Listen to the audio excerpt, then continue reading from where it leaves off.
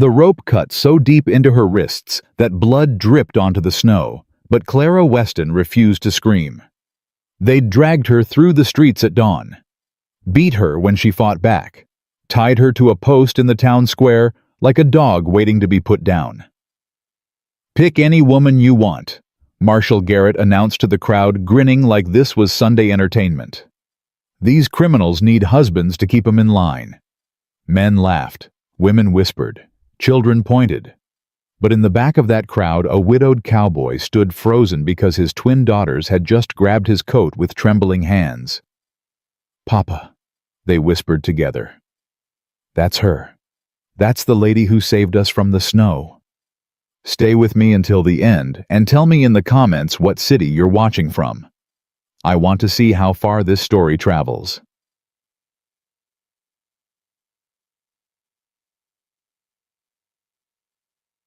Caleb Thornton heard his daughters before he understood them. "Papa, that's her." He was still staring at the three women tied to posts in Silverbrook's town square, still trying to make sense of what Marshal Garrett was doing up on that platform, offering up human beings like horses at auction. "Papa." Lily yanked his coat harder. "Are you listening?" "I'm listening, sweetheart. We need to go home. This ain't—" "No." Rose planted herself in front of him, her 6-year-old face fierce in a way that reminded him so much of Maggie, it hurt. "You have to look at her. The one with dark hair. Look at her face." Caleb looked. The woman stood between two others, an old lady with her eyes closed in prayer, and a young girl sobbing so hard she could barely breathe. But this one, the dark-haired one, she wasn't praying, wasn't crying. She was staring straight back at the crowd with eyes that burned like hellfire. Someone threw a chunk of frozen mud. It struck her shoulder. She didn't flinch, just turned her head real slow toward the thrower, some red-faced farmer in a threadbare coat. "Missed my face," she said, her voice cutting through the noise like a blade. "You want to try again? I ain't going nowhere." The farmer stumbled backward like she'd slapped him. "Papa?" Lily's voice cracked. "That's the lady from the snow, the one who saved us." Caleb's blood went cold. "What did you say?" "The red blanket lady."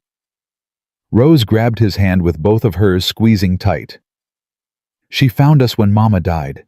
She wrapped us up and sang to us all night. She kept us warm, Papa.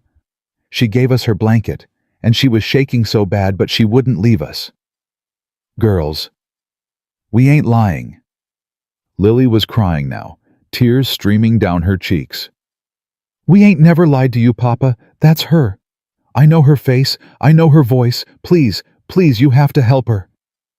Caleb stared at his daughters, then at the woman on the post. 2 years ago, his wife had died in a blizzard. His girls should have died with her. The search party found them the next morning wrapped in a red wool blanket that didn't belong to anyone in the family, singing a song nobody recognized. For months they'd talked about a dark-haired lady who found them in the snow, kept them warm, promised help was coming. The doctor said it was hallucination, trauma making up stories. Caleb had believed that. He'd had to believe that because the alternative was too painful, that someone had saved his children, and he'd never been able to thank her. "Well, well," Garrett's voice boomed across the square. "Looks like we got a shy crowd today.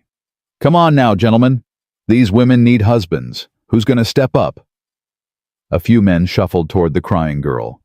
Someone muttered about the old woman being useful on a farm, but nobody went near the dark-haired one. "What about that one?" someone shouted. "The Weston woman." Garrett's grin spread wider. "Ah, Clara Weston. Now there's a special case. Poisoned her husband Daniel 6 months back. Arsenic in his evening coffee, they say. Watched him die slow over 3 days." The crowd hissed and murmured. Clara Weston didn't react, just kept standing there, chin up, bleeding into the snow. "Any takers?" Garrett scanned the crowd with theatrical disappointment. "No. Can't say I blame you. She's pretty enough, but that kind of pretty usually comes with a knife in your back."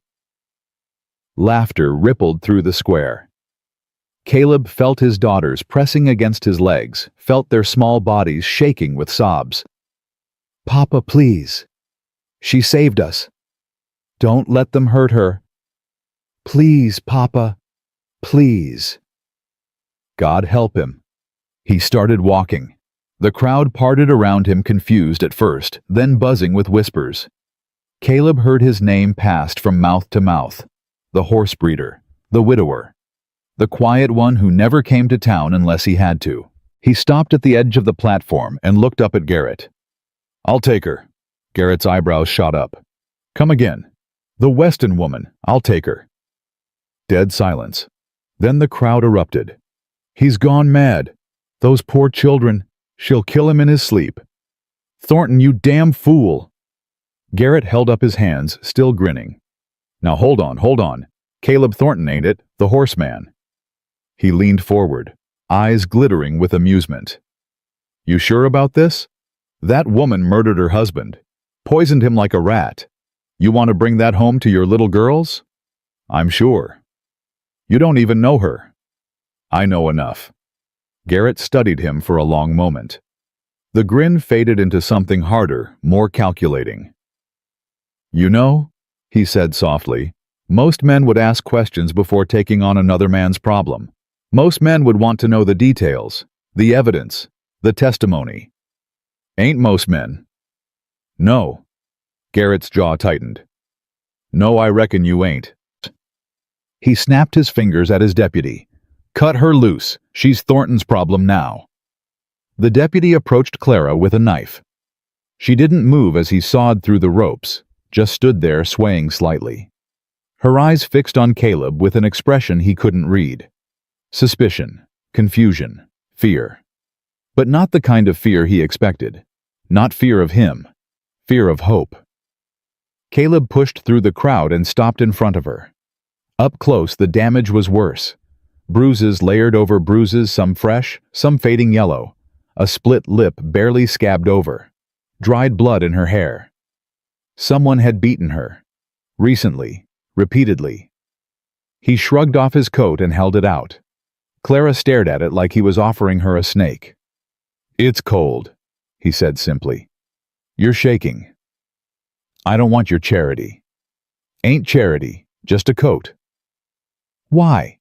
Her voice cracked on the word. "Why would you do this?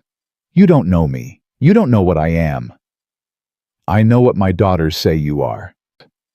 Clara's eyes darted to the twins, who were watching from the edge of the crowd, their golden hair bright against the gray winter morning.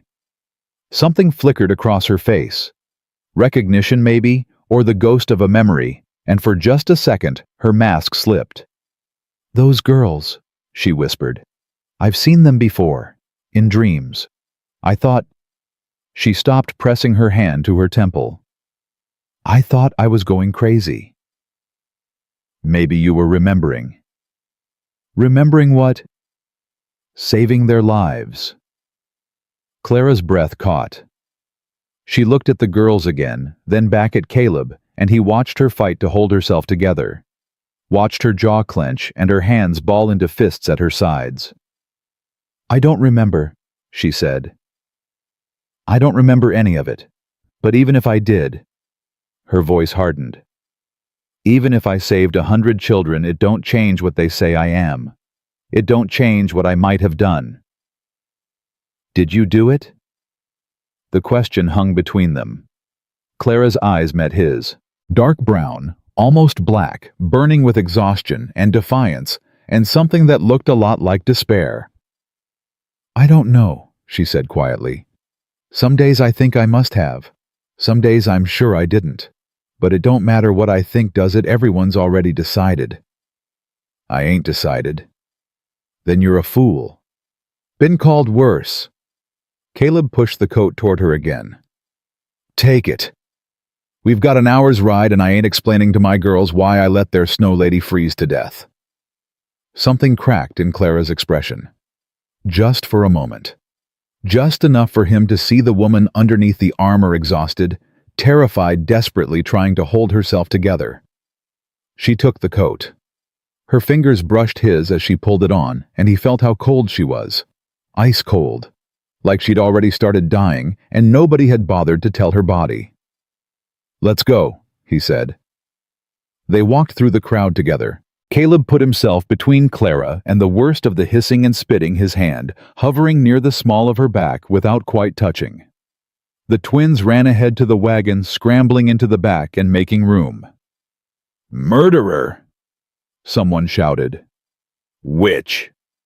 She'll kill them all in their beds." Clara's stride faltered. Caleb felt it, the tiny hitch in her step, the way her shoulders curved inward like she was bracing for a blow. "Keep walking," he said quietly. "Don't give them the satisfaction." "Easy for you to say. You ain't the one they want dead." "Give it time. By tomorrow they'll want me dead too for taking you." Clara made a sound that might have been a laugh, rusty and broken, like she'd forgotten how. They reached the wagon. Caleb helped her up onto the seat, or tried to. She pulled her arm away the moment he touched it, and climbed up herself, moving stiff and careful, her jaw tight with pain she wouldn't acknowledge. "I don't need help," she said. "Didn't say you did." He climbed up beside her and took the reins. Behind them, the twins had gone quiet, watching Clara with those huge blue eyes that saw too much for 6-year-olds. "Mister," Clara's voice was barely audible. "You just made a terrible mistake." Caleb clicked his tongue, and the horses started moving. "Reckon we'll find out." They'd been riding for maybe 20 minutes when Clara spoke again. "Those girls, Lily and Rose, right?" Caleb glanced at her. "How'd you know their names?" "They told me. Back in—" She stopped, frowning. "Back in the square, I think. Or maybe—" She pressed her fingers to her temples. "I don't know. It's all mixed up. Like trying to hold water." "You remember anything else?" "Pieces. Snow. So much snow. And singing. I was singing something. An old song my grandmother taught me about the river and the mountain." She shook her head. "I don't remember why. I don't remember who I was singing to." "You were singing to us," Rose piped up from the back. "Me and Lily. We were so cold and Mama wasn't moving, and you came out of nowhere and wrapped us in your blanket." "The red one," Lily added. "It was so soft and warm. But you were shaking 'cause you didn't have a blanket anymore." Clara turned to look at them, her face pale. "I stayed with you all night," Rose continued. "You promised help was coming. You said we just had to hold on a little longer." "And then the sun came up and the men found us," Lily finished. "But you were gone. We looked and looked, but you were gone." Clara's hands were trembling. Caleb could see them shaking against her knees. "I had a red blanket," she said slowly. "My grandmother made it. Cherokee pattern. She was half Cherokee, my grandmother. She gave it to me before she died." She closed her eyes. "I lost it that winter. I woke up in someone's barn 3 days after the storm with frostbite and a fever, and the blanket was gone. I thought I'd dropped it somewhere in the snow. I thought—" She stopped. "You didn't drop it," Rose said softly. "You gave it to us. You saved us." Clara made a choked sound. And then she was crying. Not the quiet, dignified tears of a woman holding herself together. These were ugly sobs wrenched from somewhere deep, her whole body shaking with the force of them. She pressed her hands to her face and cried like she hadn't cried in years. Caleb didn't know what to do. He kept his eyes on the road, kept the horses moving steady, and listened to the woman beside him fall apart. Behind them, he heard rustling. Then felt the wagon shift as Lily crawled over the seat back. "It's okay," his daughter said, pressing herself against Clara's side. "You're okay now. Papa won't let anyone hurt you." Rose appeared on Clara's other side, small arms wrapping around her waist. "We've got you," she said, "just like you had us." Clara cried harder, but her arms came up shaking and pulled both girls close. And they stayed like that, a bruised, broken woman holding 2 little girls who should have died in a blizzard, until Clara's sobs finally quieted and her breathing steadied into something like peace. Caleb kept driving. He didn't say anything. Some moments didn't need words. Ciao. The ranch came into view as the sun started sinking toward the mountains. "This is it," Caleb said, pulling the wagon to a stop. "Ain't much, but it's warm, and it's safe." Clara lifted her head from where it had been resting against the seat back. At some point in the last hour she'd fallen asleep or passed out. He couldn't tell which. The twins had covered her with one of the blankets from the wagon bed, and were now watching her with the fierce protectiveness of children who'd decided something belonged to them. "Where?" Clara blinked, confused. "How long was I?" "About an hour. You needed the rest." "I don't need—" She stopped, looking around at the modest house, the barn, the corrals full of horses. Then down at the blanket tucked around her shoulders. Then at the two little girls pressed against her sides. "What is this?" she whispered. "What are you doing, taking you home?" "This ain't my home." "It is now." Clara stared at him. Her eyes were red and swollen from crying, her face still mottled with bruises, but underneath all that, he could see her fighting to understand, fighting to trust, fighting the part of herself that had learned the hard way that kindness always came with a price. "I don't understand," she said. "Men don't do this.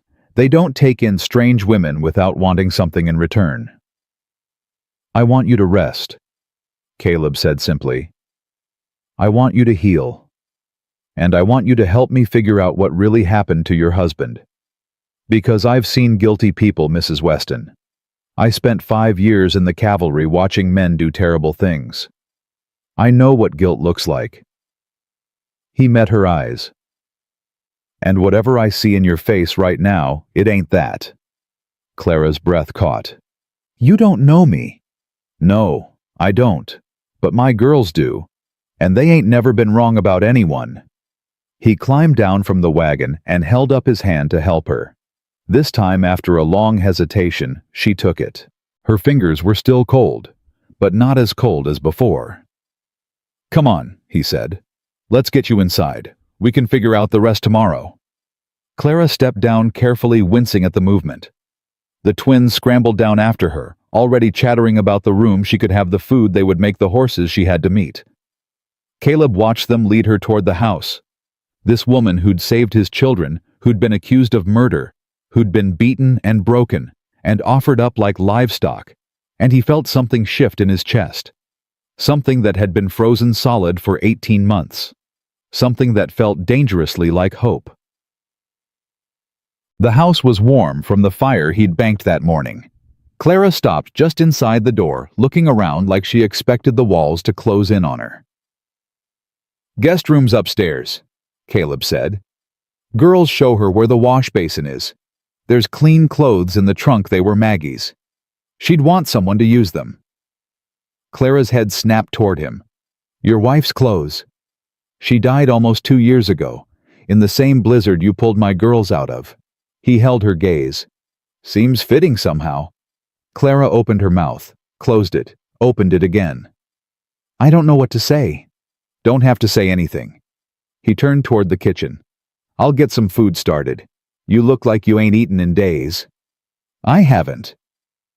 The words were quiet, matter of fact, like going hungry was just another part of her existence now. Caleb's hands curled into fists at his sides. "Well," he said, keeping his voice even. "That changes tonight." He walked into the kitchen before he could say anything else. Before he could ask who had starved her, who had beaten her, who had looked at this woman and decided she deserved to be treated like less than human. Behind him, he heard the twins leading Clara upstairs, their voices high and excited. "This is going to be your room. Papa fixed the window last week so it don't stick anymore. The bed's real soft, you'll see." Caleb stood at the stove, hands braced against the counter, and took a long, slow breath. "What have you done, Thornton?" He'd brought an accused murderer into his home. A woman he didn't know, whose story he hadn't heard, whose guilt or innocence was a complete mystery. He'd done it because his daughters pointed at her and said that's her. He'd done it because something in his gut screamed that what Garrett was doing was wrong. He'd done it because when he looked into Clara Weston's fierce, exhausted eyes, he saw someone who'd been fighting alone for far too long. The sound of footsteps pulled him from his thoughts. He turned to find Clara standing in the kitchen doorway, wearing one of Maggie's old dresses, faded blue cotton, that was slightly too big for her thin frame. She'd washed the blood from her face, brushed the tangles from her hair. She looked almost human again. Almost.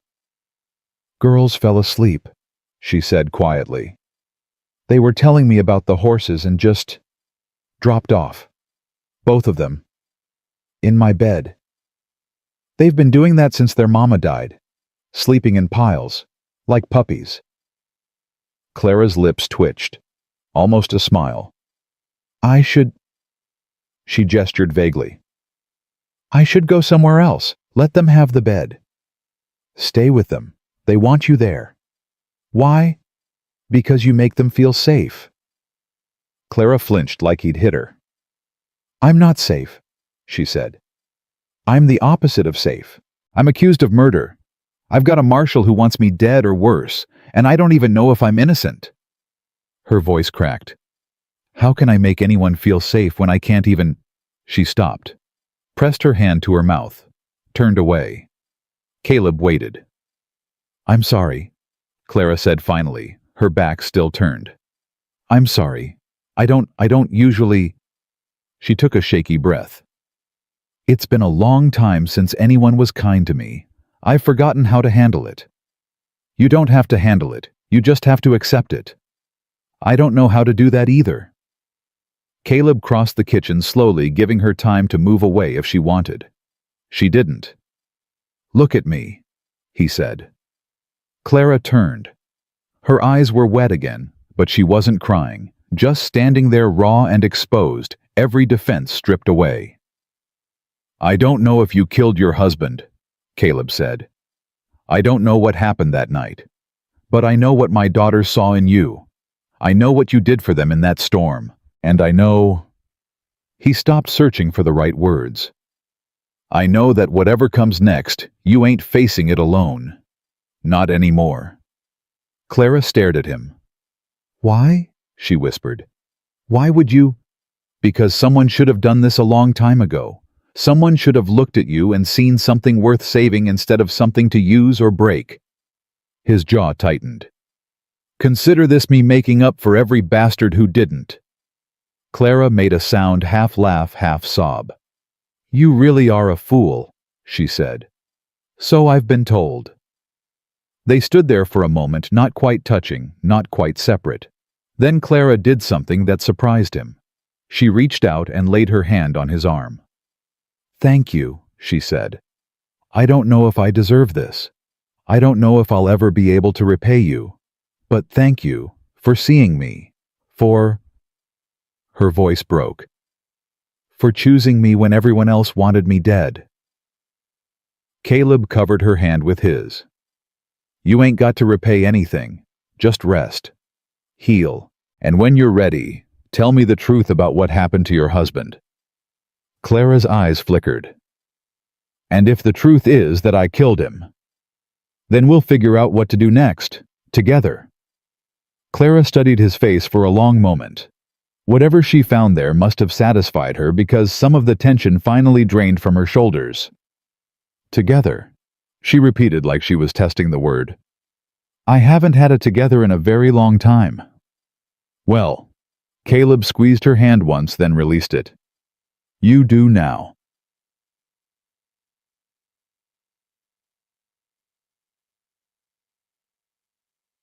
Later that night, after Clara had gone back upstairs to sleep beside the twins, Caleb sat alone in the parlor, staring into the dying fire. What had he done? The question echoed through his mind, but it didn't feel like a mistake anymore. It felt like a beginning. A dangerous beginning, maybe. Garrett wouldn't let this go. The town would talk. Someone would come, eventually demanding answers, or blood, or both. But for the first time in 18 months, his house didn't feel empty. For the first time since Maggie died, his daughters had smiled like they meant it. And somewhere upstairs, a woman who'd given everything to save two strangers was finally sleeping without fear. Caleb didn't know what tomorrow would bring, but he knew one thing for certain. He'd walk through hell itself before he let anyone hurt that woman again.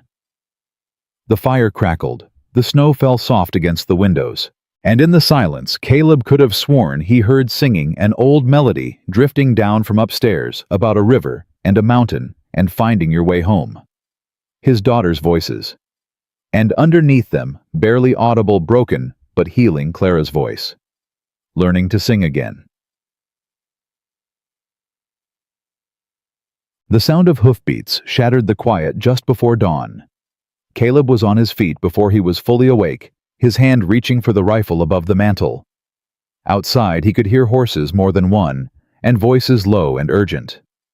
He moved to the window, and his blood went cold. 3 riders. Badges glinting in the gray morning light. And at the front, sitting tall in his saddle, with a smile that promised nothing good, Marshal Wade Garrett. Caleb didn't move from the window. His knuckles went white around the rifle stock as he counted the riders again.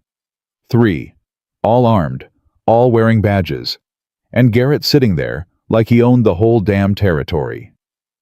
"Papa," he turned. Lily stood at the bottom of the stairs, rubbing sleep from her eyes. Rose appeared behind her a moment later, and then Clara, pale, tense, already reading the danger in his posture. "Get back upstairs," Caleb said quietly. "All of you. Who is it?" Clara's voice was steady, but he could see her hands shaking. "It's him, ain't it, Garrett? Go upstairs, take the girls, lock the door, and don't come out until I tell you it's safe." Clara didn't move. "He ain't here for a social call, Thornton. He's here for me." "I know what he's here for." "Then let me go out there. Let me—" "No." The word came out harder than he intended. Clara flinched, and Caleb forced himself to take a breath. "Listen to me," he said, crossing to her, keeping his voice low so the girls wouldn't hear. "Whatever happens out there, you stay inside. You understand he can't touch you on my property without a warrant, and I'm betting he ain't got one. You don't know that. I know the law. Even out here there's rules, and right now you're my responsibility, my property, my rules." Clara's eyes flashed. "I ain't property. That ain't what I meant, and you know it." He grabbed her arm, gentle but firm. "Please, just trust me. Can you do that, just for the next 10 minutes? Clara stared at him. The fight drained out of her, slowly replaced by something that looked almost like faith. 10 minutes, she said. "After that, I'm coming out there whether you like it or not." "Fair enough." He released her arm and turned to his daughters. They were watching him with those huge blue eyes, scared but trying not to show it. "You two stay with Clara. Hear me keep her company. Don't come outside no matter what. Papa is the bad man coming to take her away." Rose's voice trembled. Caleb knelt down and pulled both girls into his arms. "Nobody's taking anyone, I promise. Now go on. Be brave for me." He kissed their foreheads and stood. Clara was already herding them toward the stairs, but she paused at the bottom step and looked back. "Caleb." It was the first time she'd used his given name. "Be careful," she said. "He don't fight fair." "Neither do I. Not when it matters."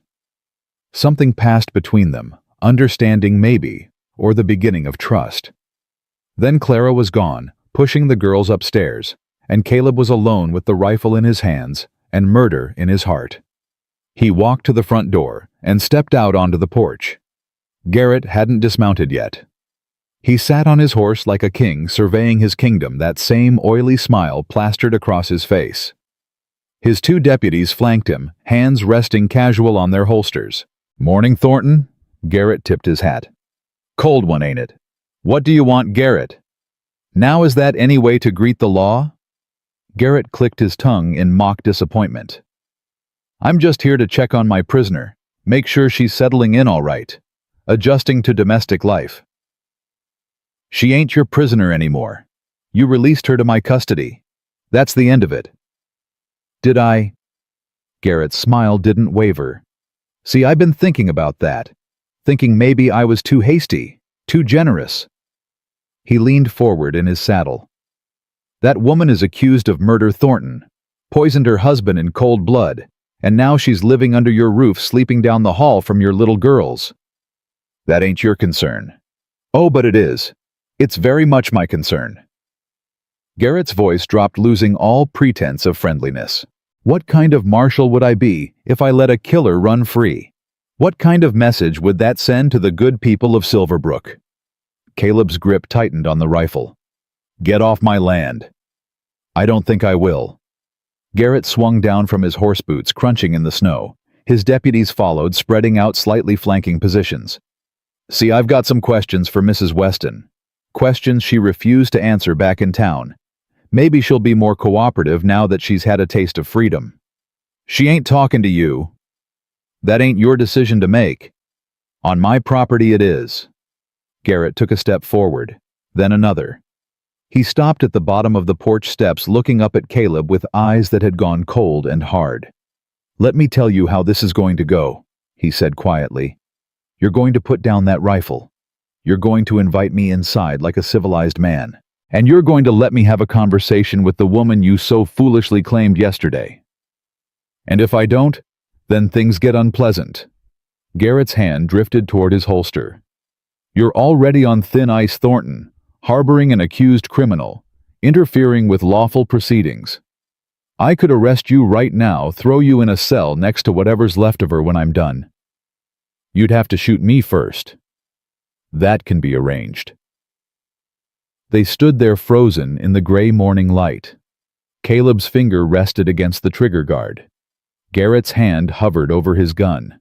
The deputies watched, waiting for a signal. Then a voice cut through the tension like a blade. Enough. Clara stood in the doorway behind Caleb. She'd ignored his instructions, of course she had, and now she stepped forward onto the porch, placing herself between him and Garrett. You want to talk to me, Marshal? Fine. Let's talk. But you leave him and those children out of it. Garrett's smile returned, but there was something ugly underneath it now. Something hungry. Mrs. Weston, you're looking better. Almost human again. Can't say the same for you. Caleb grabbed her arm. Clara, get back inside. No. She shook him off without looking away from Garrett. This is between me and him. It's always been between me and him. Ain't that right, Marshal? Garrett's jaw tightened. I don't know what you mean. I think you do. I think you know exactly what I mean. Clara descended one step, then another, until she stood level with Garrett, close enough to touch. You want to ask me questions? Ask them. Right here. Right now. In front of witnesses. Clara, Caleb started. Did you kill your husband? Garrett cut in, ignoring Caleb entirely. His eyes were locked on Clara like a snake watching a mouse. No. The evidence says otherwise. Then the evidence is wrong. We found arsenic in his blood, in his coffee cup, in the sugar bowl you filled every morning. Planted. All of it. Garrett laughed, a cold, mirthless sound. By who ghosts angels? You expect anyone to believe that? I expect you to know exactly who planted it. Clara's voice dropped to barely above a whisper. Because you were there that night. You were there, and you know what really happened to Daniel. Something flickered in Garrett's eyes. Just for a second. Just long enough for Caleb to catch it. Fear. You're delusional, Garrett said. Grief and guilt have rotted your mind. Have they? Then why are you so desperate to keep me quiet? Clara stepped closer, and Garrett actually stepped back. Why did you beat me in that cell every day for 6 months? Why did you try to sell me off like livestock instead of putting me on trial? I was being merciful. You were being scared. Clara's voice rose. Because you know if I get in front of a real judge with real lawyers, the truth is going to come out. And the truth ain't going to look good for you, is it, Marshal? Garrett's face went dark with rage. His hand closed around Clara's throat so fast that Caleb barely had time to react. But react, he did. The rifle butt cracked against Garrett's skull with a sound like splitting wood. The marshal staggered sideways, releasing Clara, his hand going to the blood now streaming down his temple. "You son of a—" He reached for his gun. Caleb was faster. He reversed the rifle and leveled it at Garrett's chest before the marshal's fingers touched metal. "Don't," Caleb said quietly. "I've killed men before. Don't think I won't do it again." The deputies had their guns drawn now, but they hesitated, looking between their bleeding boss and the rifle aimed at his heart. "Stand down," Garrett snarled, waving them off. He straightened slowly, blood dripping down the side of his face, his eyes burning with hatred. "This ain't over, Thornton. Not by a long shot. Get off my land. You just assaulted a federal marshal. That's a hanging offense. And you just tried to strangle a woman on my porch. Call it even." Garrett's lips peeled back from his teeth. "You've made a powerful enemy today. Both of you. You think you can hide out here on this little ranch and the world will just forget about you. Think again." He mounted his horse, swaying slightly from the blow to his head. His deputies followed suit, still watching Caleb with nervous eyes. "I'll be back," Garrett said. "With a warrant, with a posse, with whatever it takes." He looked at Clara, and his smile returned thin and vicious. "Enjoy your freedom while it lasts, Mrs. Weston. It won't be long." He wheeled his horse and galloped away, his deputies following. The sound of hoofbeats faded slowly into the winter morning. Caleb didn't lower the rifle until they were out of sight. Then his knees buckled. Clara caught him before he hit the ground, her thin arms surprisingly strong as she guided him to sit on the porch steps. "Breathe," she said. "Just breathe." "I'm fine." "You're shaking like a leaf." "So are you." Clara laughed, a short, sharp sound that was mostly hysteria. "We're a pair, ain't we?" Caleb looked at her, really looked at her. She was pale and trembling, her throat already starting to bruise where Garrett had grabbed her, but her eyes were alive in a way they hadn't been yesterday. "What you said back there," he said slowly, "about Garrett being there that night, about him knowing what really happened." Clara's expression shuddered. "I shouldn't have said that." "But you did, and you meant it." She was silent for a long moment. Then she sighed and sat down beside him on the steps close enough that their shoulders almost touched. "Daniel was investigating something," she said quietly. "For months before he died, he was staying out late meeting with people, writing letters he wouldn't let me see. I thought—" She stopped, her jaw tightening. "I thought he was having an affair. God help me, that's what I thought." "But he wasn't." "No. He was gathering evidence. Against Victor Harding." Caleb stiffened. Victor Harding, the cattle baron who owned half the territory, including most of the officials in it. "What kind of evidence?" "Land fraud, intimidation, murder." Clara's voice hardened. "Harding's been forcing out homesteaders for years, buying up their claims for pennies after his men terrorize them into leaving. Anyone who won't sell ends up dead or disappeared. And Daniel found proof. Enough to bring Harding down. Enough to send him to prison, him and everyone who's been helping him." Clara looked at Caleb. "Including Marshal Garrett." The pieces clicked into place with sickening clarity. "Garrett killed your husband," Caleb said, "to protect Harding." "I can't prove it. That's the hell of it. I know what happened, but I can't prove any of it." Clara's hands curled into fists. "That night, the night Daniel died, I heard voices. Loud voices coming from his study. I thought he was arguing with someone, but by the time I came downstairs, he was alone. Alone and sick. So sick, he could barely stand. Poison. Arsenic. It took him 3 days to die." Her voice cracked. 3 days of watching him suffer, watching him waste away, not understanding what was happening. And then Garrett showed up with his deputies and told me I was under arrest for murder. Did you tell anyone about the voices about Daniel's investigation? Who would believe me? Garrett controls the law around here. Harding controls everything else. I tried to tell the judge at my arraignment, but Garrett said I was hysterical with guilt. Said the stress had broken my mind. She laughed bitterly. And everyone believed him, because why would a federal marshal lie? Caleb sat in silence, processing everything she'd told him. It made sense, a horrible, twisted kind of sense. Garrett needed Clara silenced because she knew too much. The public humiliation in the square wasn't just cruelty. It was strategy. Break her spirit, marry her off to some stranger who'd keep her in line, and the secret dies with her. Except he'd intervened. Except his daughters had pointed at her and said, "That's her."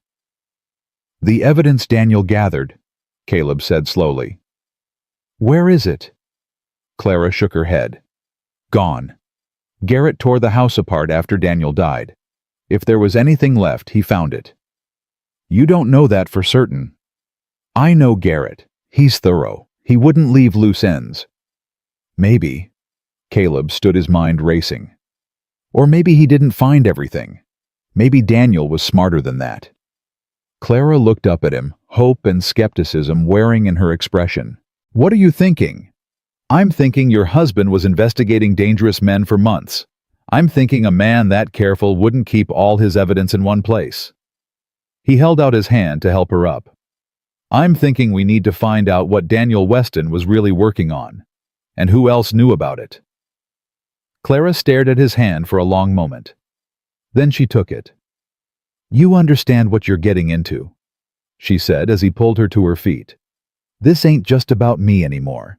If you start digging into Harding's business, you'll be putting a target on your back, on your girls' backs. There's already a target on our backs. Garrett made sure of that the moment I took you from that square. Then why keep fighting? You could still hand me over. Tell him you made a mistake. He'd probably let you off with a warning. Caleb thought about it. He really did. Thought about his daughters, about the danger, about all the sensible reasons to walk away. Then he thought about Clara standing in that square, bleeding but unbowed. Thought about his girls singing that old song while Clara mouthed the words like a prayer. Thought about Maggie and how she'd died alone in the snow because he wasn't there to save her. He wasn't going to let that happen again. I don't walk away, he said simply. Not from things that matter. Clara's eyes went bright with tears she refused to shed. You're going to get yourself killed, she said. Probably, but not today. He turned toward the house. Come on, let's check on the girls, and then you're going to tell me everything you know about Victor Harding. They walked inside together, and if Caleb's hand brushed against Clara's as they crossed the threshold, neither of them mentioned it. The twins were huddled at the top of the stairs, their faces pale with fear that transformed into relief the moment they saw Clara and their father. Papa, they came thundering down, throwing themselves at his legs. We heard shouting. We heard, it's okay. Caleb knelt and gathered them close. Everything's okay. The bad men are gone. Are they coming back? Rose whispered. Caleb looked at Clara over his daughters' heads. She was watching them with an expression he couldn't quite read, longing maybe, or grief for something she'd never had. They might, he said honestly. But we're going to be ready for them, all of us together. Lily pulled back and looked up at him with serious eyes. We're not going to let them take Clara away, are we, Papa? No, sweetheart, we're not. Promise? Caleb hesitated. Promises were dangerous things. Promises to children even more so. But Clara was watching him. His daughters were watching him. And somewhere in his chest, something that had been frozen solid for 18 months cracked open just a little bit wider.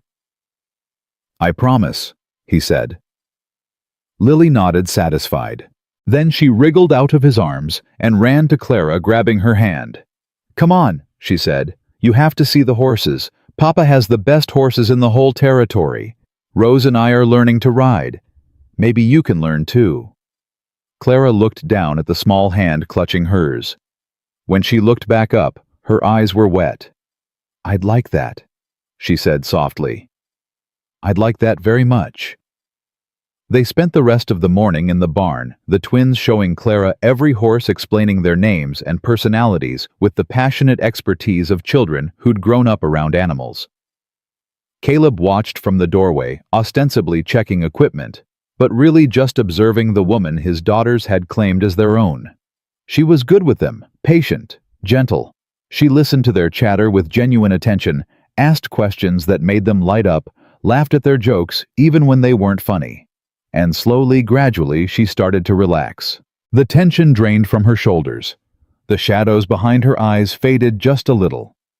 When Lily demanded that Clara help brush down the gentlest mare, Clara complied with hands that had finally stopped shaking. "She's beautiful," Clara murmured, running the brush along the mare's golden flank. "What's her name?" "Honey," Rose announced proudly. "Because she's sweet like honey." "And because she's the same color," Lily added. Clara smiled a real smile, the first one Caleb had seen from her.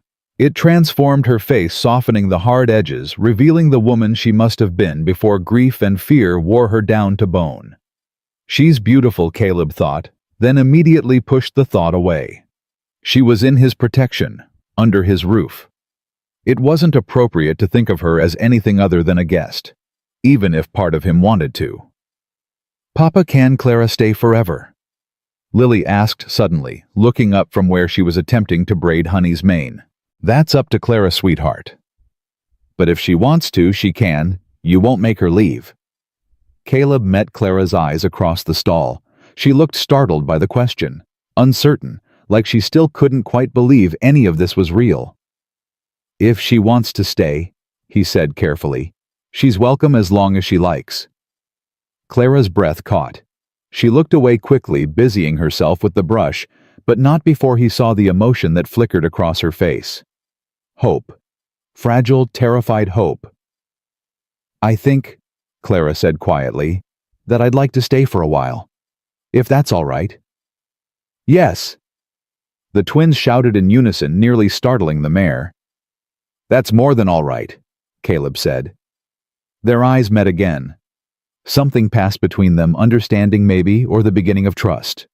Or something else entirely. Whatever it was, neither of them was ready to name it yet.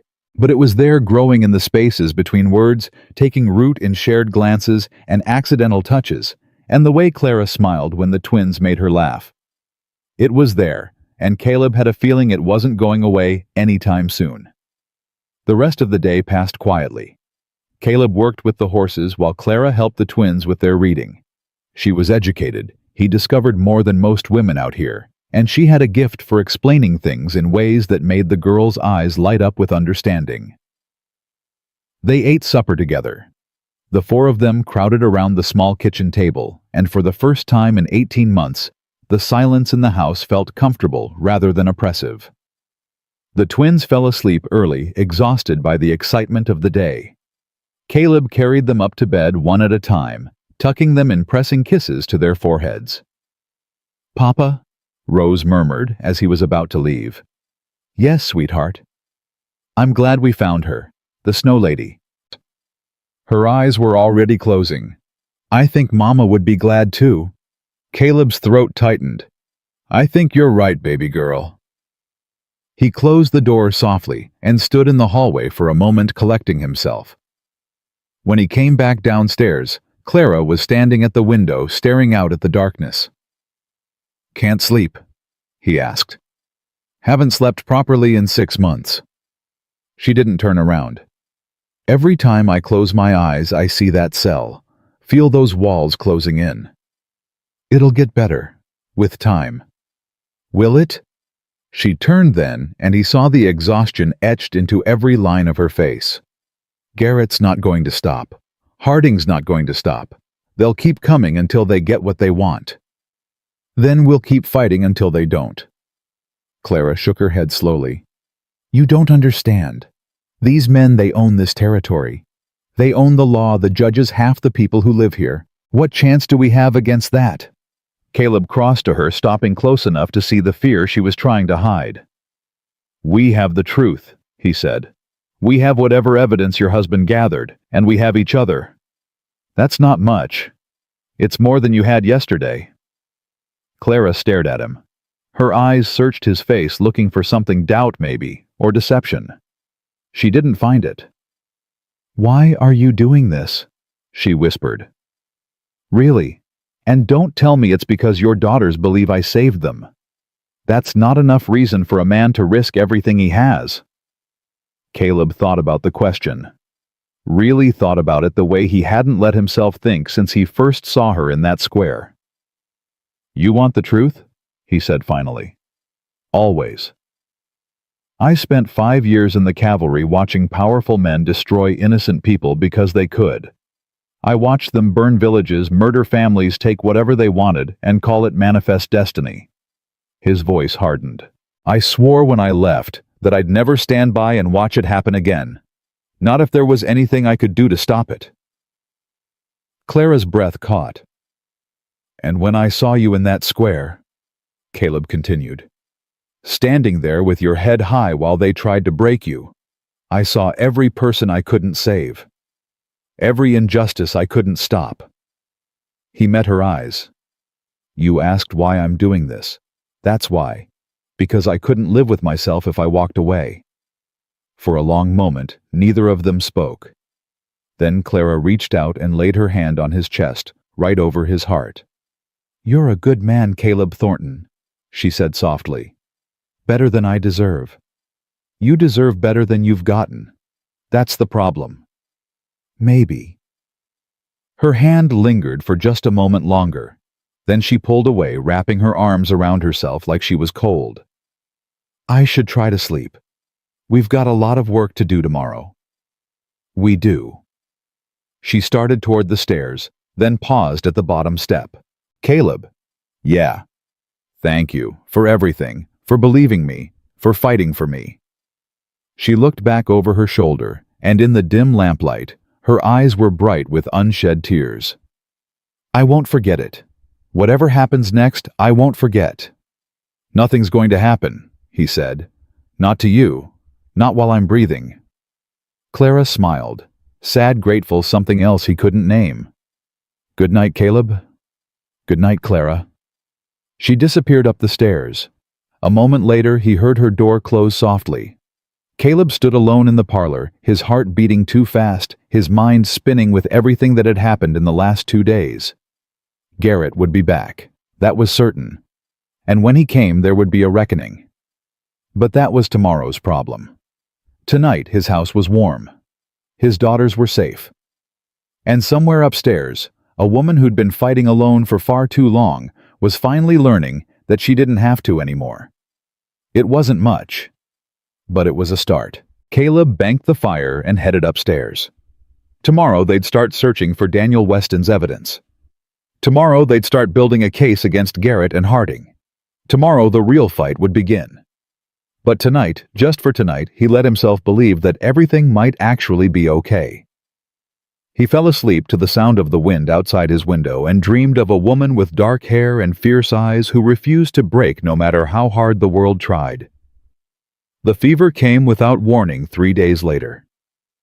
Caleb woke to the sound of crying, small, frightened sobs that cut through the darkness like a knife.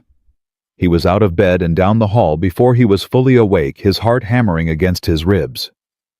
Lily sat up in bed, her face flushed and damp with sweat. Rose lay beside her, shivering violently, despite the heavy quilts piled on top of them. "Papa." Lily's voice came out thin and reedy. "Rose won't wake up. I tried to wake her, but she won't." Caleb pressed his hand to Rose's forehead and felt the heat radiating off her skin. Too hot, dangerously hot. "Rose, sweetheart, can you hear me?"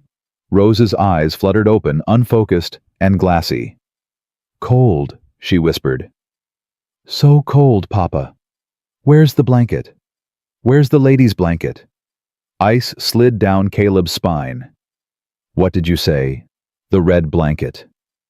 Rose's teeth chattered. "She gave it to us, the snow lady. She was singing about the river." Clara appeared in the doorway, her hair loose and wild, her face tight with worry. "What's happening?" "Fever. Both of them, I think." Caleb scooped Rose into his arms. "Lily, how do you feel?" "My head hurts." Lily pressed her hand to her temple. "And everything's spinning." Clara was already moving, crossing to the bed, pressing her palm to Lily's forehead. "She's burning up too. We need cold water, cloths, something to bring the fever down." "There's a well out back. Buckets by the I know. I'll get it." Clara touched his arm as she passed. "Keep them calm. Talk to them. Don't let them slip away." She was gone before he could respond, her footsteps pounding down the stairs. Caleb sat on the edge of the bed, cradling Rose against his chest, while Lily curled into his side. Both girls were shaking now, their small bodies racked with chills, despite the fever burning inside them. "Papa, I'm scared," Lily whispered. "I know, baby. I know. But you're going to be okay. Clara's getting water to cool you down, and then—" "The snow," Rose mumbled, her eyes rolling. "So much snow. Mama's not moving. Why isn't Mama moving?" Caleb's blood went cold. They were remembering. The fever was pulling memories to the surface, memories of that terrible night 2 years ago when they'd nearly died. "We have to stay warm," Lily moaned, picking up her sister's thread like they were sharing the same dream. "Have to hold on. The lady said help was coming." "She promised," Rose whispered. "She promised help was coming." Clara burst back through the door, a bucket of water sloshing in her hands. Cloths draped over her arm. She took one look at the girls' faces and froze. "They're talking about that night," Caleb said hoarsely. "The blizzard. They're reliving it." Clara set down the bucket and knelt beside the bed, wringing out a cloth and pressing it to Rose's burning forehead. "Talk to me, sweetheart. Tell me what you remember." "The stars are so pretty," Rose mumbled. "She's singing about the stars. Don't stop singing. Please don't stop." Clara's hand stilled on the cloth. Her face went white. "What song?" she whispered. "What was she singing? The river and the mountain?" Lily answered, her voice dreamy and distant. "Finding your way home even when you're lost." Clara made a choked sound. "You know it," Caleb said. "You remember."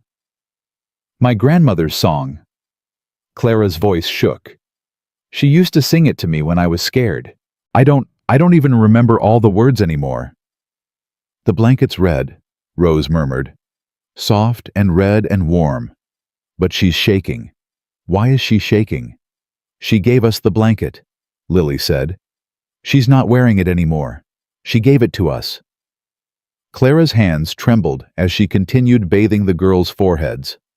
Tears streamed down her face, but she didn't stop working. "I remember," she whispered suddenly. "Oh God, I remember." "Clara. The storm. I was traveling to the next town. The blizzard came out of nowhere." Her words tumbled out faster and faster. "I took shelter under a tree, and then I heard crying. Children crying. I followed the sound and found them 2 little girls huddled together next to an overturned wagon, next to a woman who wasn't moving." She looked at Caleb, her eyes wild with recognition. "I knew she was dead.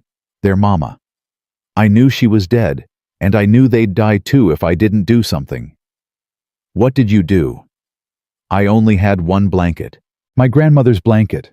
I wrapped them up as tight as I could." Clara's voice broke. "I sang to them because I didn't know what else to do, because they were so scared and I needed them to stay calm." "How long did you stay?" "Hours. Until I couldn't feel my hands anymore. Couldn't feel my feet." She pressed her fist to her mouth. "The last thing I remember is lying down next to them, trying to keep them warm with my body. And then nothing. I woke up 3 days later in someone's barn, half dead from exposure." "You gave everything," Caleb said quietly. "You nearly died saving 2 children you'd never met." "I thought I'd imagined it. Thought the cold had made me hallucinate."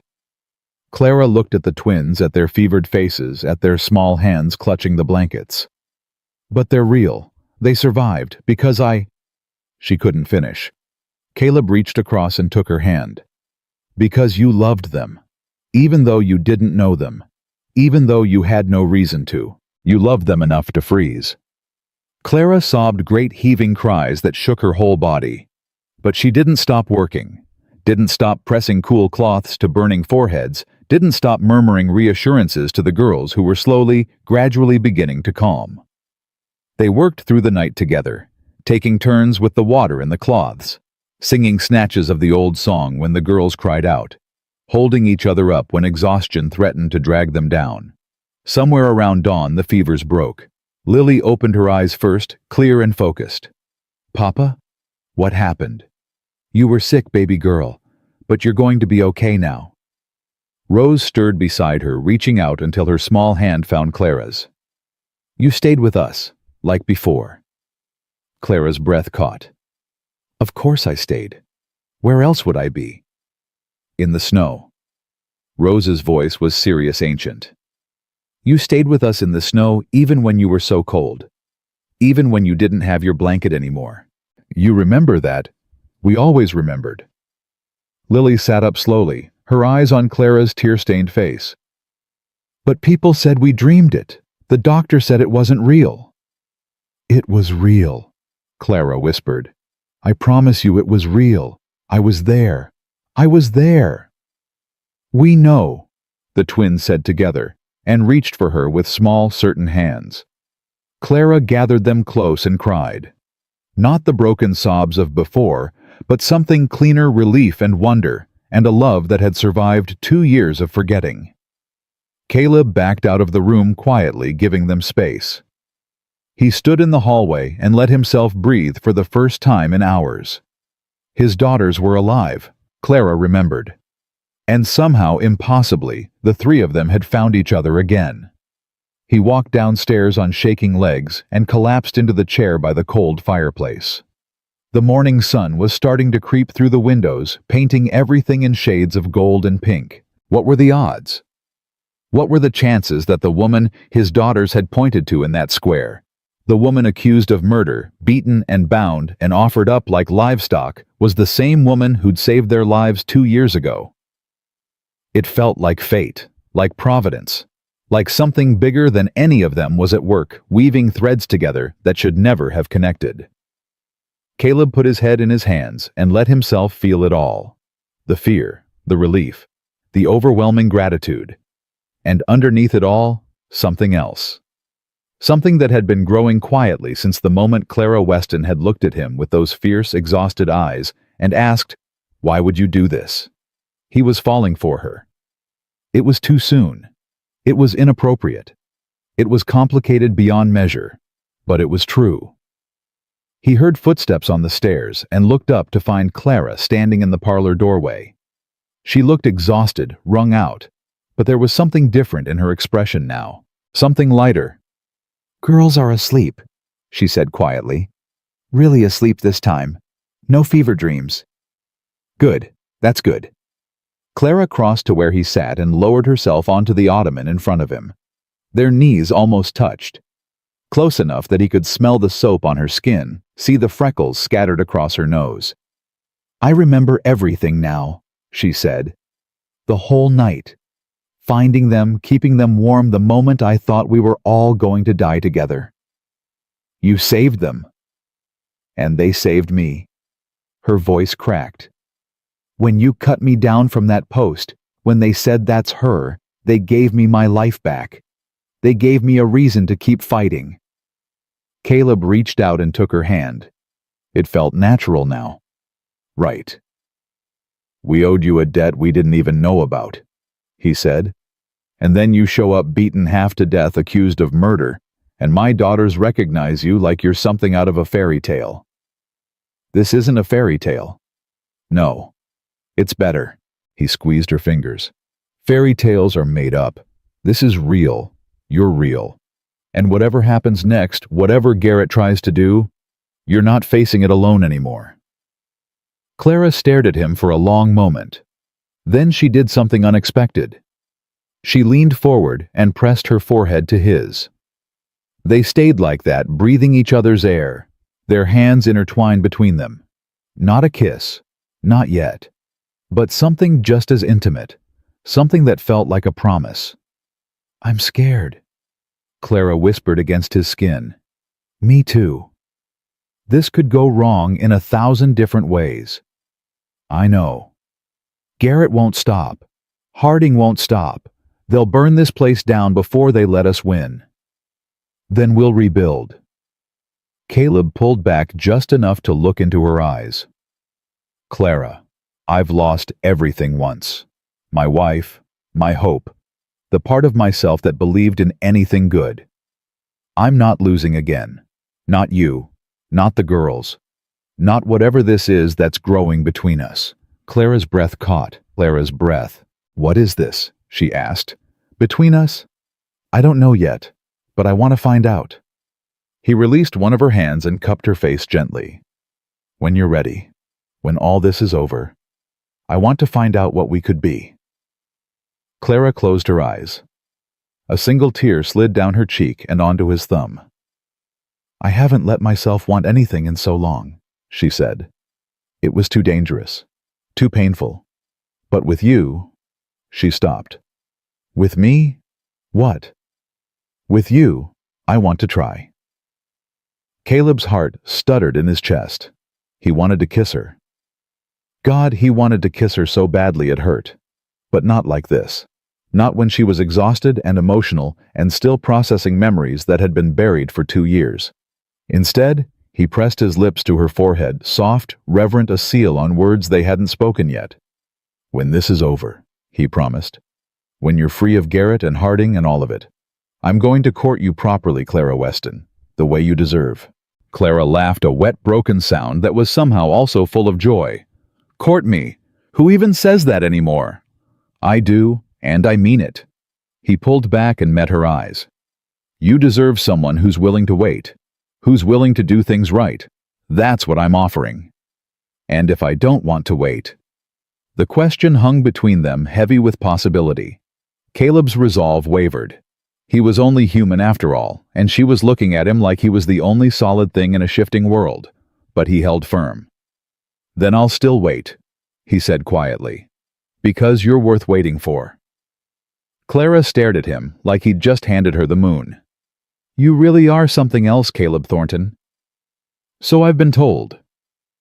They sat together in the growing morning light, hands, intertwined foreheads, close breathing in sync. Outside, the world waited, with all its dangers and uncertainties. Garrett was still out there. Harding was still pulling strings. The evidence they needed to bring them down was still missing. But in this moment, none of that mattered. What mattered was the woman beside him finally letting herself believe she might be safe. What mattered was the 2 little girls upstairs sleeping peacefully for the first time in days.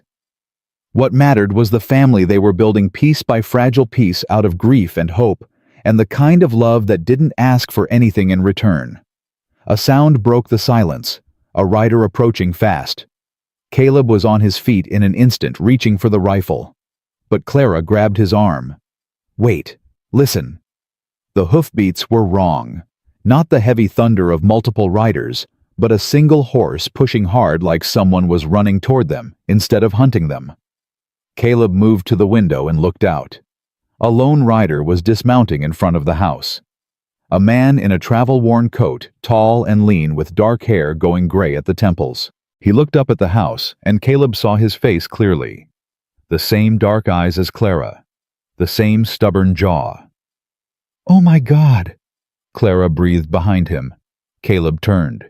She was standing frozen in the middle of the parlor, one hand pressed to her heart, her face white as snow. "Clara, who is that?" Clara's voice came out barely above a whisper. "My brother. That's my brother Samuel." Before Caleb could respond, Clara was running out the door down the porch steps across the frozen yard. The man caught her in his arms and held on like he'd never let go. Caleb watched from the doorway as brother and sister clung to each other in the pale morning light. He could hear Clara crying, hear the man murmuring words too low to make out. Then the man looked up, his eyes finding Caleb's across the distance. And in that look, Caleb saw something that made his heart stop. Hope. Fierce, desperate, impossible hope. Samuel Weston had come to Silverbrook, and he hadn't come empty-handed. Samuel Weston held his sister like a man who'd been drowning for months and finally found solid ground. "I thought you were dead," he said into her hair, his voice cracking on the words. "When I heard about Daniel, when they said you'd been arrested, I came as fast as I could, but by the time I got here, they told me you were gone. Escaped, they said. Vanished." "I didn't escape." Clara pulled back just enough to look at his face. "A man cut me down from a post in the town square and took me home." Samuel's eyes found Caleb again, still standing in the doorway. "That man, his name is Caleb Thornton, and he saved my life." Samuel released his sister and crossed the frozen yard. Caleb stepped down from the porch to meet him halfway. "Mr. Thornton?" Samuel extended his hand. "I owe you a debt I can never repay." Caleb shook it firmly. "You don't owe me anything. I did what anyone with sense would have done." "No." Samuel's grip tightened. "You didn't. I talked to people in town before I rode out here. I know what they're saying about my sister. I know what Garrett's been telling everyone." His jaw hardened. "Most men would have walked away. You didn't. Your sister saved my daughters once. Seemed only right to return the favor." Something flickered across Samuel's face. Surprise, confusion, then dawning recognition. "The blizzard," he said slowly. 2 years ago. Clara told me about finding children in the snow, but she said she thought she'd imagined it. She didn't imagine it. My girls remember everything." Samuel looked at Clara, then back at Caleb. "This is either the strangest coincidence I've ever heard, or something bigger than any of us is at work here." "I stopped believing in coincidences a long time ago," Caleb said. "Come inside. It's cold, and I'm guessing you didn't ride all the way from Denver just to stand in my yard." They went inside. Clara made coffee while Samuel shed his coat and warmed his hands by the fire Caleb was building back up. The twins were still asleep upstairs, exhausted from the night's fever, which was probably for the best. This conversation was going to be complicated. "How did you find her?" Caleb asked, settling into the chair across from Samuel. "I'm a journalist with the Denver Chronicle. When I heard about Daniel's death and Clara's arrest, I started investigating." Samuel accepted the coffee cup Clara pressed into his hands. "The official story didn't make sense. Daniel was a careful man, methodical. He wouldn't have been stupid enough to eat or drink something his own wife had poisoned." "He was investigating Victor Harding," Clara said quietly. "That's what got him killed." "I know." Samuel set down his cup and reached into his coat. "I know because I've been continuing his work for the past 6 months." He pulled out a leather satchel and laid it on the table. Inside were stacks of papers, letters what looked like ledger pages covered in cramped handwriting. "Daniel was smart," Samuel said. "He knew Harding would come for him eventually, so he didn't keep all his evidence in one place. He sent copies to me, hidden in ordinary letters. And he sent more to people he trusted, a lawyer in Helena, a banker in San Francisco, a newspaper editor in Chicago." Clara's hand flew to her mouth. "He never told me." "He was protecting you. If you didn't know where the evidence was, you couldn't tell anyone no matter what they did to you." Samuel's voice hardened. He underestimated how far Garrett would go. He thought they'd just kill him and move on. He didn't expect them to frame you. Caleb leaned forward. "What kind of evidence are we talking about?" "Everything. Land deeds with forged signatures, bank records showing payments from Harding to Garrett and half the officials in the territory, witness statements from ranchers who were forced off their land." Samuel pulled a small wooden box from the bottom of the satchel. "And this?" He opened the box to reveal a strange contraption. Brass fittings, a hand crank, what looked like a wax cylinder inside. "What is that?" Clara asked. "A recording device, new technology from back east. Daniel used it to record testimony from a witness who was too scared to sign a statement." Samuel's eyes met Caleb's. A witness who saw Garrett entering the Weston house the night Daniel died, who saw him leaving 3 hours later with blood on his coat. The room went silent. Clara's face had gone white. Garrett killed him. Garrett killed Daniel himself. That's what the witness says, and there's more. Samuel turned the crank on the device adjusting something. Daniel recorded himself too, made a statement 3 days before he died just in case. He activated the mechanism, and suddenly Daniel Weston's voice filled the room. "My name is Daniel Weston. I'm recording this on September 15th, 1882. If you're hearing this, something's happened to me, and you need to know the truth." Clara made a choked sound.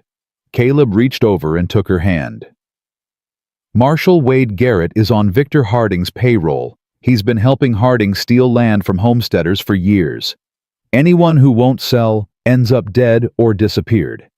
I have evidence bank records, witness statements enough to bring them both down." The recording crackled and popped. "Garrett knows I'm close. He's been threatening me for weeks. Told me if I don't drop the investigation, he'll make sure my wife pays the price." Daniel's voice hardened. "I'm not stopping. The people of this territory deserve to know what's been done to them. But if I end up dead, don't believe whatever story Garrett tells.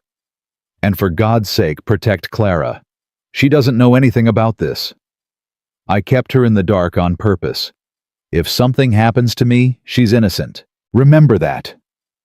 The recording ended with a sharp click. Clara was crying silently, tears streaming down her face. "He died protecting me," she whispered. "He kept me ignorant so I couldn't be blamed, and they blamed me anyway.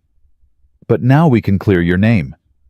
Samuel gathered the papers back into the satchel. "This evidence is enough to bring Garrett and Harding down, enough to prove you're innocent. All we need is a forum to present it." "The town meeting," Caleb said suddenly. "Garrett's been threatening to call a town meeting to decide Clara's fate, turn this town against us, get enough support to take her by force. When? He didn't say, but soon. He's getting desperate. I cracked his skull when he tried to strangle Clara on my porch. He won't wait long for payback." Samuel's expression flickered with surprise, then respect.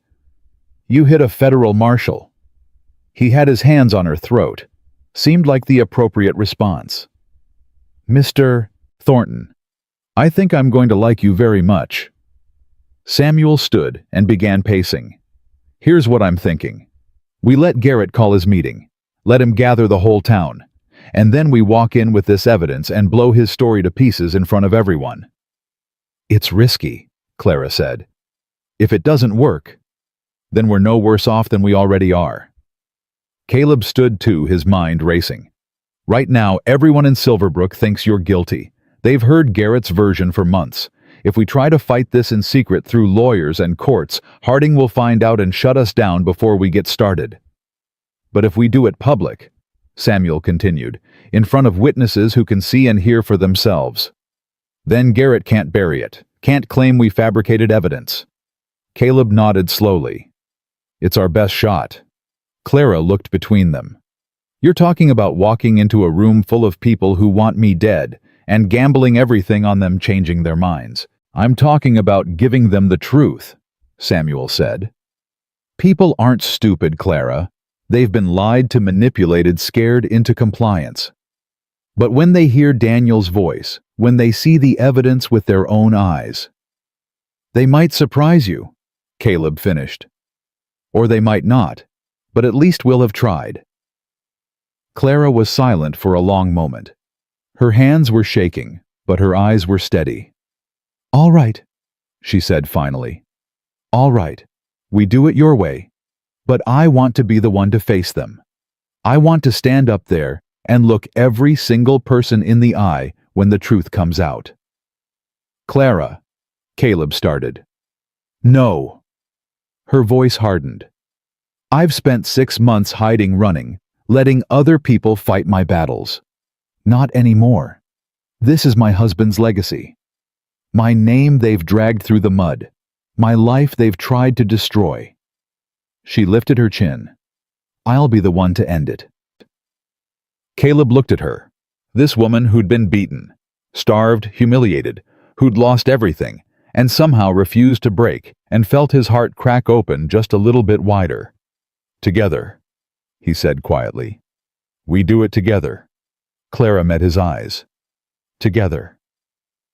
Samuel watched this exchange with an expression Caleb couldn't quite read. Curiosity, maybe, or understanding. "Well," Samuel said finally, "looks like we've got work to do." They spent the rest of the morning planning. Samuel laid out all the evidence, organizing it into a presentation that would be impossible to dismiss. Caleb mapped out the town hall, identifying exits and potential ambush points.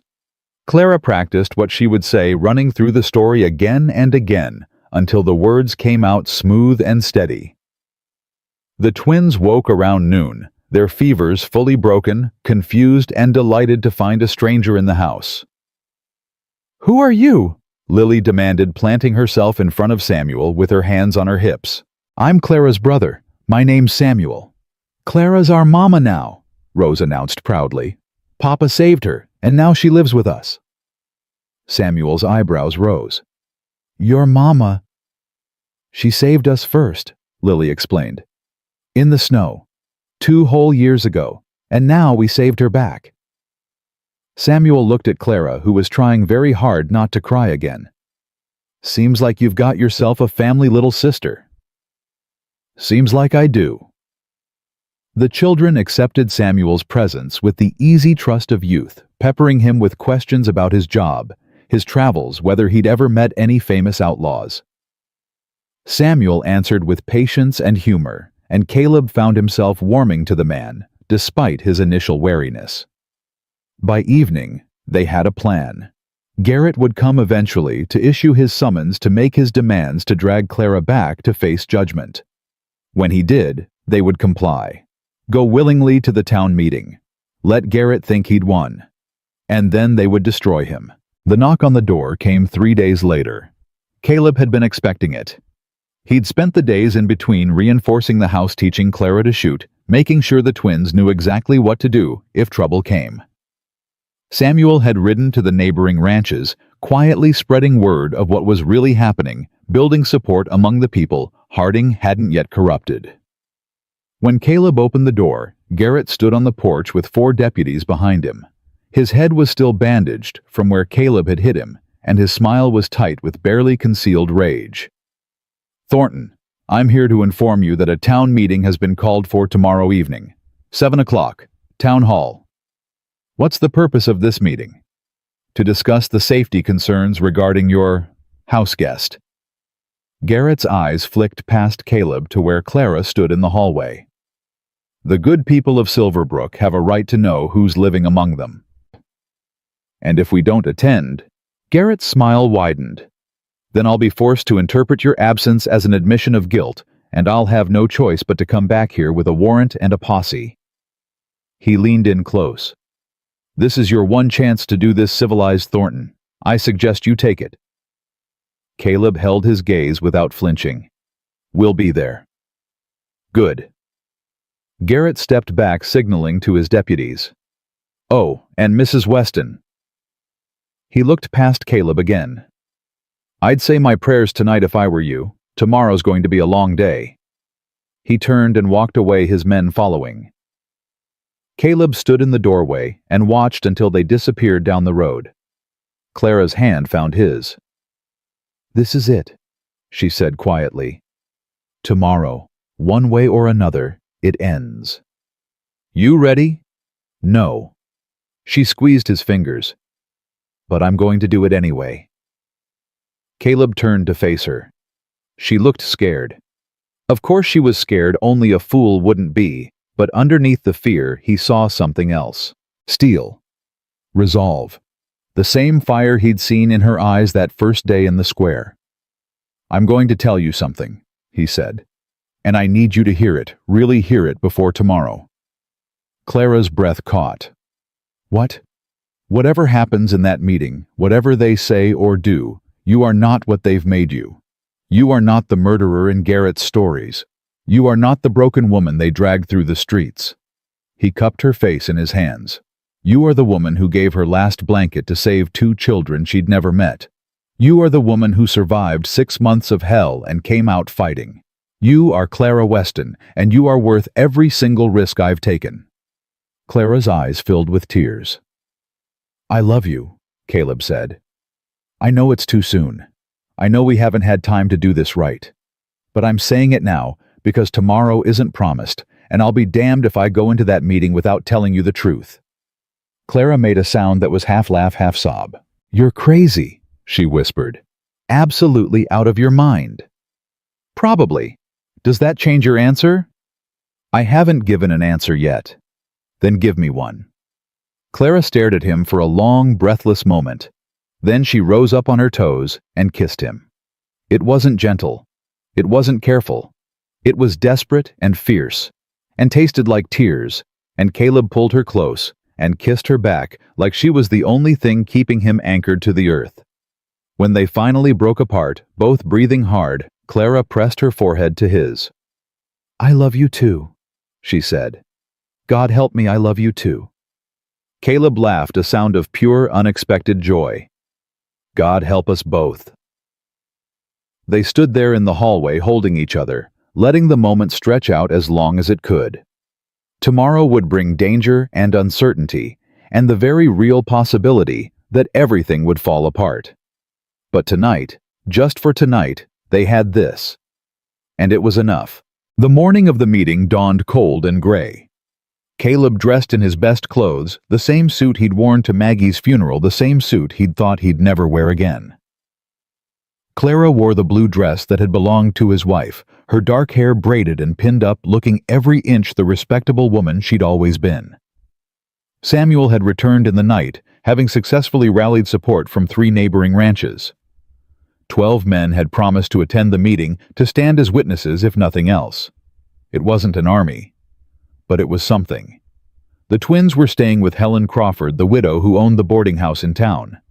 She'd been one of the few people who'd shown Clara kindness during her imprisonment, sneaking her food when Garrett wasn't looking. Caleb trusted her as much as he trusted anyone. "You be good for Mrs. Crawford," he told the girls as they prepared to leave. "Mind your manners and don't cause trouble." "We want to come with you," Lily protested.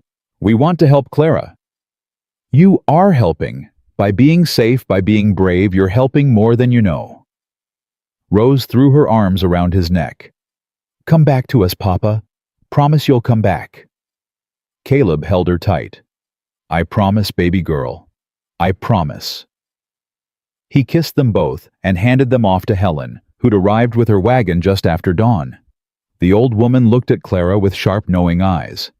"You give 'em hell," she said quietly. "Garrett's had this town under his thumb for too long. Time someone stood up." Clara nodded, unable to speak past the lump in her throat. The ride into Silverbrook felt longer than usual. Samuel rode beside them, the satchel of evidence secured inside his coat. Nobody spoke. There was nothing left to say. The town hall was already crowded when they arrived. Half of Silverbrook had turned out, drawn by curiosity or bloodlust or the simple desire to watch drama unfold. Caleb saw faces he recognized, the storekeeper, the blacksmith families he'd done business with for years. Most of them avoided his eyes. Garrett stood at the front of the hall, flanked by his deputies, looking like a cat who'd cornered a mouse. When he saw them enter, his smile was triumphant. "Glad you could make it," he called out. "Come on up front, don't be shy." Caleb led the way down the center aisle, Clara at his side, Samuel behind them. He could feel every eye on his back, hear the whispers spreading like wildfire. They reached the front and stopped. Clara stood tall, her chin lifted, meeting the stares of her accusers without flinching. "Well then," Garrett said, stepping onto the raised platform. "Let's get started, shall we?" He launched into his accusations, the same lies he'd been telling for months, dressed up in legal language and righteous indignation. Clara Weston, murderer. Clara Weston, danger to the community. Clara Weston, who'd poisoned her own husband and shown no remorse. The crowd muttered and shifted. Caleb saw heads nodding, faces hardening against Clara. Then Garrett made his mistake. "And now," he announced, "this woman's been living under Caleb Thornton's roof, sleeping down the hall from his innocent daughters. Who knows what kind of influence she's had on those children? Who knows what?" "That's enough." Clara's voice cut through the hall like a blade. Garrett stopped mid-sentence. The crowd went silent. "You've had your say," Clara continued, stepping forward. "Now it's my turn." Garrett's smile didn't waver. "Mrs. Weston, I don't care what you think. You've spent 6 months telling these people who I am. Now I'm going to tell them the truth." She turned to face the crowd. "My name is Clara Weston. My husband Daniel was murdered 6 months ago, and the man who killed him is standing right there on that platform." The hall erupted. Caleb watched Clara raise her voice above the chaos, telling her story. Daniel's investigation, Garrett's threats the night her husband died. She told them about the voices she'd heard about Garrett's appearance at her door, with accusations already formed about the 6 months of beatings and starvation, and demands she cooperate. Some people were shouting, calling her a liar. Others were listening, doubt creeping into their expressions. And then Samuel stepped forward. "My name is Samuel Weston," he announced. "I'm a journalist with the Denver Chronicle, and I've spent 6 months investigating my brother-in-law's death." He opened the satchel and began pulling out papers. "I have bank records showing regular payments from Victor Harding to Marshal Garrett. I have forged land deeds with signatures of homesteaders who were dead before they could have signed them. I have witness statements from a dozen families who were forced off their land at gunpoint." The crowd's murmur grew louder. "And I have this." Samuel held up the recording device. Daniel Weston's own testimony recorded 3 days before he died. He activated the mechanism, and Daniel's voice filled the hall. "If I end up dead, don't believe whatever story Garrett tells. And for God's sake, protect Clara. She doesn't know anything about this. I kept her in the dark on purpose. If something happens to me, she's innocent. Remember that." The silence that followed was absolute. Caleb watched the crowd's faces transform, confusion giving way to doubt, doubt giving way to anger. But not anger at Clara. Anger at Garrett. "That's a lie," Garrett snarled, lunging for the device. "That's a fabrication, Then explain this." Samuel pulled out one final document. "A statement from one of your own men. A deputy who saw you enter the Weston house the night Daniel died, who saw you leave 3 hours later with blood on your coat." Garrett's face went white. "He's lying. They're all lying. This is a conspiracy, No." The voice came from the crowd. Deputy Tom Reed pushed forward, his face pale but determined. "It ain't a lie. I was there that night. I saw everything." The hall exploded. Garrett went for his gun, but Caleb was faster. He tackled the marshal before he could draw, slamming him to the ground. Deputies converged from both sides, some trying to help Garrett, others moving to restrain him. In the chaos, Caleb heard voices rising. "Arrest him. He killed Daniel Weston. She's innocent.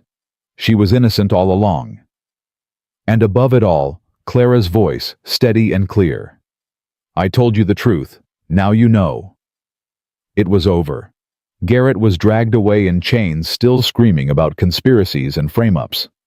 Victor Harding would be arrested within the week Samuel promised once the evidence reached the territorial governor. Clara stood in the middle of the town hall, surrounded by people who'd condemned her just hours ago, and let herself breathe for the first time in 6 months.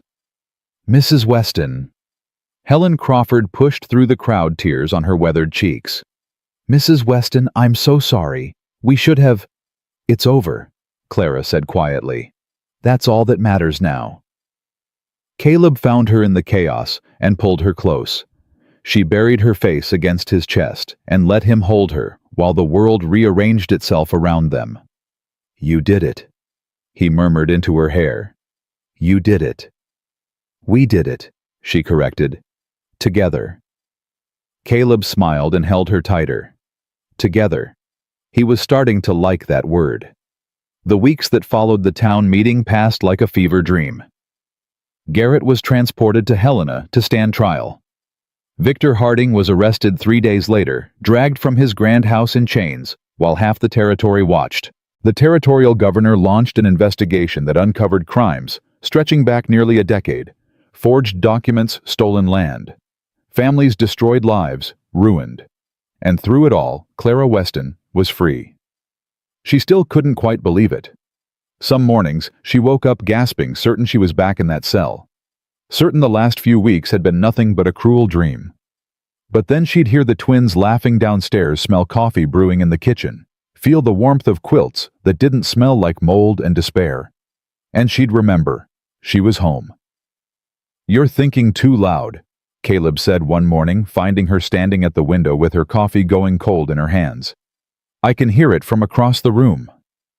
Clara smiled without turning around. "Just trying to figure out how I got here." "You walked. I watched you do it." "That's not what I mean." Caleb crossed to her and wrapped his arms around her from behind. She leaned into him automatically now, a habit that had formed without her permission, as natural as breathing. "I know what you mean," he said quietly. "I ask myself the same thing every day. How did I end up with this woman in my house? This woman who saved my daughters, who stood up to a corrupt marshal, who somehow managed to steal my heart when I wasn't looking." Clara turned in his arms. "I didn't steal anything. You gave it willingly." "Same difference." She laughed and pressed her forehead to his chest. "You're impossible." "So I've been told." They stood like that for a while, swaying slightly in the pale morning light. The house was quiet around them, the twins still asleep, the world outside muffled by fresh snow. "Samuel's leaving today," Clara said finally. "Back to Denver. He says there's more work to do, more stories to tell." "You okay with that?" "I think so." She pulled back to look at him. "He asked me to come with him. Said there's nothing keeping me here now that I'm free." Caleb's arms tightened around her. "What did you tell him?" "That he was wrong." Clara reached up and touched his face. "That there's everything keeping me here." Something shifted in Caleb's expression. Hope, maybe. Or something bigger than hope. "Clara." "I love you," she said. "I know we said it before in the heat of everything, but I need you to know I meant it. I mean it now. I love you, Caleb Thornton. I love your daughters. I love this ranch and this life and the way you look at me like I'm something precious instead of something broken. You were never broken. I am. But you made me believe I could be whole again." She took a breath. "And I want to stay, if you'll have me. I want to build a life here with you, with Lily and Rose. I want to be the family we've been pretending to be." Caleb stared at her for a long moment. Then he laughed, a sound of pure, uncomplicated joy. "If I'll have you, Clara, I've been trying to figure out how to ask you to marry me for 3 weeks. Clara's heart stopped. "What?" "I had a whole speech planned. Very romantic. Something about second chances and new beginnings, and how my daughters were right about you from the very start." He cupped her face in his hands. "But now you've gone and ruined it by saying everything I wanted to say first." "I'm sorry." "Don't be. Just say yes." Clara blinked. "You haven't asked me anything yet." "Oh, right." Caleb dropped to one knee, right there in the kitchen, still holding her hands. "Clara Weston, will you marry me? Will you be my wife, my partner, the mother my daughters have already chosen for themselves?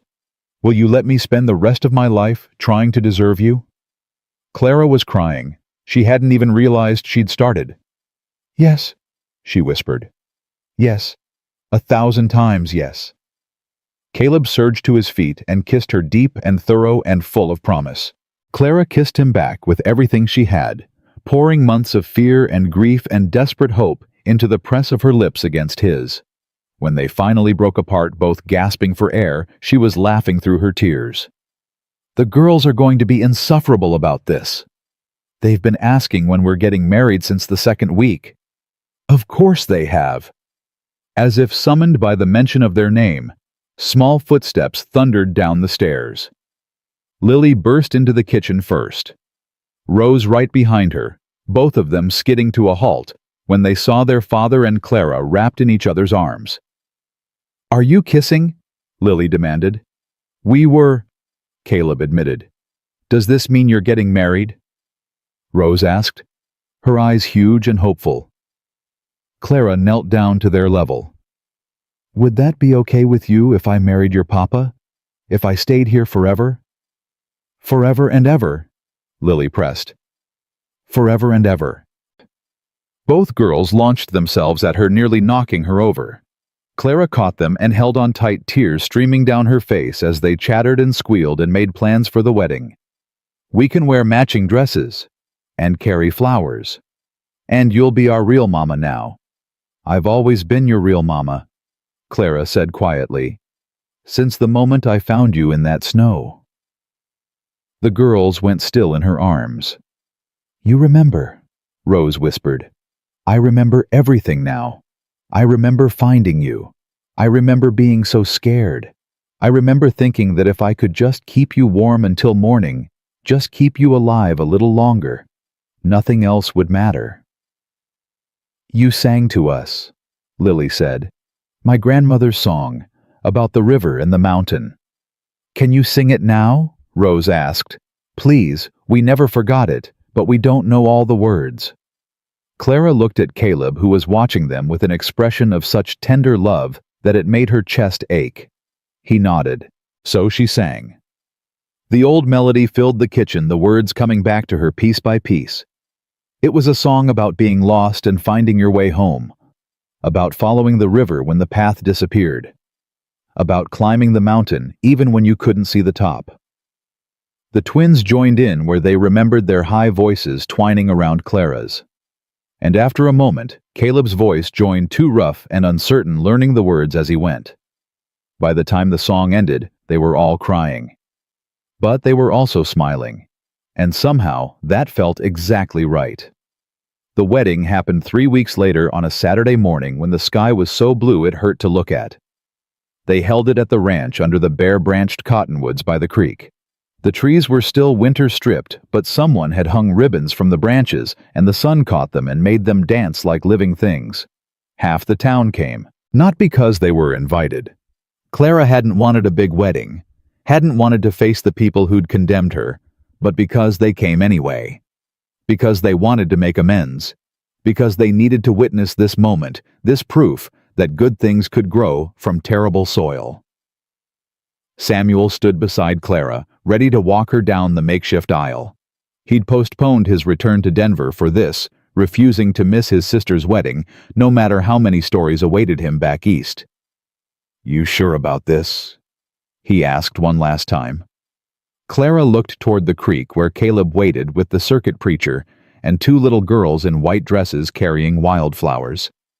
"I've never been more sure of anything in my life." "Then let's go make it official." They walked together through the gathered crowd. Clara wore a dress she'd made herself, ivory cotton, with lace she'd found in the back of Maggie's trunk, repurposed and reimagined into something new. Something that was just hers. Caleb's face when he saw her was worth every stitch. "You're beautiful," he breathed as she reached him. "You're not so bad yourself." The preacher cleared his throat. "If we could begin." The ceremony was simple. No fancy words, no elaborate traditions.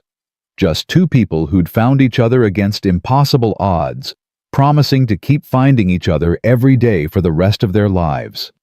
When it came time for the vows, Clara spoke from the heart. "I spent so long believing I didn't deserve happiness," she said, her voice carrying in the still morning air. "I believed the world when it told me I was guilty. I believed the people who said I was worth nothing. But you looked at me beaten and broken and accused of murder, and you saw something worth saving. You chose me when everyone else wanted me dead, and I promised to spend the rest of my life earning that choice." Caleb's eyes were bright with unshed tears. "I spent 2 years believing I'd never feel anything again," he said.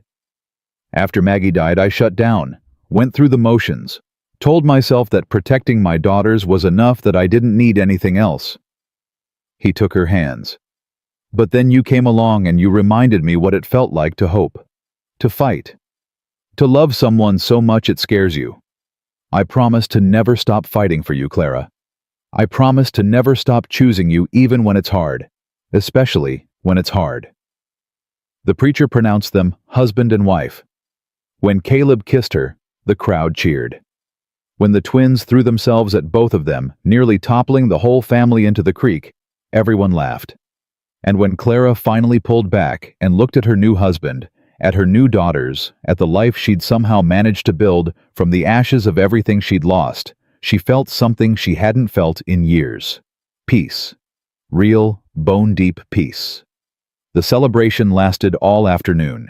Helen Crawford had organized food, and half the women in town had contributed dishes until the tables groaned under the weight. Someone produced a fiddle, and suddenly there was dancing, impromptu and joyful, in the space between the cottonwoods. Clara danced with Caleb until her feet ached. She danced with the twins, swinging them around while they shrieked with laughter. She even danced with Samuel, who was stiff and awkward, but tried his best. "I'm happy for you," he said as they moved through a slow waltz. "Truly. Daniel would be happy too." "I know." Clara had made her peace with Daniel's ghost. He'd died trying to protect her, trying to make the world safer for people like them. She'd honor his memory by living the life he'd wanted for her. "I think he'd like Caleb." "He would. Anyone who could do what Caleb did, stand up to Garrett, risk everything for a stranger, Daniel would have respected that." "He wasn't a stranger." Clara looked across the clearing to where Caleb was teaching Lily and Rose some kind of ridiculous jig. "Not really. Our paths crossed years before either of us knew it. Maybe they were always meant to cross again." "You believe in fate now?" "I believe in something." She smiled. "Call it fate, call it providence, call it two stubborn people too stupid to give up. Whatever it is, I'm grateful for it." Samuel hugged her tight. "Be happy, little sister. You've earned it." "I'll try." He left the next morning for Denver, promising to visit often, to write every week, to be there for the birth of any nieces or nephews who might arrive. Clara watched him ride away, and felt the bittersweetness of it, the ending of one chapter, the beginning of another. Then Lily was tugging at her skirt, demanding breakfast, and Rose was asking about the horses, and Caleb was standing in the doorway with coffee in his hand and love in his eyes. And Clara turned her back on the road and walked into her new life. The seasons changed the way they always did, quick and unforgiving. Winter melted into spring. Spring blazed into summer. Summer faded into fall. Clara learned the rhythms of ranch life. She learned to ride properly, to mend fences, to birth foals, and calm nervous horses. She learned which herbs grew wild near the creek, and which ones could be coaxed from the garden she planted behind the house. She learned to braid hair and bake bread, and tell bedtime stories that made two little girls laugh until they couldn't breathe. And she learned to be happy. Not the desperate, grasping kind of happiness she'd known before, the kind that came with conditions and requirements and the constant fear of losing it. This happiness was quieter, steadier. It lived in the small moments: Caleb's hand finding hers across the breakfast table, Lily's proud grin when she finally mastered a difficult word, Rose's drawings that covered every available surface in the house. It lived in the nights she spent wrapped in her husband's arms, talking about everything and nothing, planning futures they finally believed they might actually have. It lived in the community that slowly, cautiously opened itself back up to her. The women who stopped by with casseroles and gossip. The men who tipped their hats and called her ma'am. The children who played with Lily and Rose without their parents pulling them away. Silverbrook would never be perfect. There would always be whispers, always be some who remembered the accusations and chose to believe them. But there were more who remembered the truth, who'd seen Garrett dragged away in chains, who understood that they'd been lied to and manipulated by men they should have been able to trust. And slowly the town healed, just like Clara, just like all of them. The first snow of the following winter came on a Tuesday. Clara was in the kitchen when she saw it start, fat, lazy flakes drifting down from a gray sky. She stopped what she was doing and went to the window, watching the world turn white. "You okay?" Caleb had come up behind her, his hands settling warm on her shoulders. "I'm okay," she said. "Just remembering. The blizzard. All of it. Finding the girls. Losing Daniel. Being arrested." She leaned back into his chest. "Standing in that square while you walked through the crowd to claim me. Best decision I ever made. You didn't even know me. I knew enough." He pressed a kiss to the top of her head. "I knew my daughters believed in you. That was enough." Clara turned in his arms. "Do you ever wonder what would have happened if you hadn't listened to them? If you'd just gone home and left me there?" "Sometimes." Caleb's jaw tightened. "Late at night when I can't sleep, I think about how close we came to missing each other, how easily things could have gone wrong. But they didn't." "No, they didn't." She stretched up and kissed him softly. "Thank you. For listening to them. For choosing me when you had every reason not to. I'd choose you again in a heartbeat. 1,000 times. 1,000,000. Even knowing everything that came after, the danger, the fear, Garrett and Harding and all of it. Especially knowing all of that." Caleb cupped her face in his hands. "Because all of that led us here. And here is exactly where I want to be." Clara felt tears prick at her eyes. She'd cried more in the past year than she had in her whole life. But these were different tears. Good tears. The kind that came from having too much love to hold inside. "Mama! Papa!" The twins came bursting through the back door, tracking snow across the floor. Clara had just swept their cheeks red and their eyes bright with excitement. "It's snowing," Lily announced, as if they couldn't see perfectly well through the window. "We want to build a snowman," Rose added. "Can we please?" Clara laughed and wiped her eyes.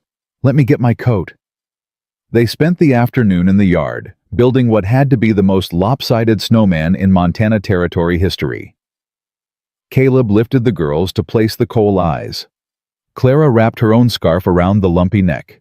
They stepped back to admire their work and dissolved into laughter at how ridiculous it looked. "It's beautiful," Lily declared. "It's perfect," Rose agreed. And standing there in the falling snow, surrounded by the family she'd never expected to have, Clara found she couldn't argue. It was perfect, all of it. That night, after the twins were in bed and the fire was burning low, Clara and Caleb sat together on the porch watching the snow fall. "I have something to tell you," Clara said. Caleb looked at her, a question in his eyes. She took his hand and pressed it to her stomach. "I'm pregnant." The silence stretched for 1 heartbeat, 2, 3. Then Caleb's face broke into a smile so wide and bright that Clara forgot how to breathe. "You're sure?" "I'm sure. Doctor confirmed it last week. I wanted to wait for the right moment to tell you. And the right moment was freezing on the porch in December. The right moment was now, right here in the snow, in the place where everything started." Caleb pulled her into his arms and held her so tight she thought her ribs might crack. She felt his shoulders shaking and realized he was crying. Her strong, steady husband, the man who'd stared down a corrupt marshal without flinching, was crying into her hair.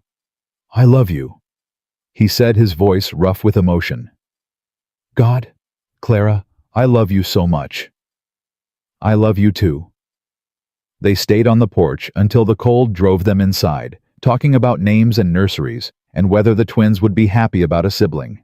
The answer to that last question, they decided, was a resounding yes. The girls had been asking for a baby brother or sister almost as long as they'd been calling Clara Mama. When they finally went to bed, Caleb curved his body around hers, one hand resting protectively on her stomach. "Thank you," he murmured into her hair. "For what? For staying.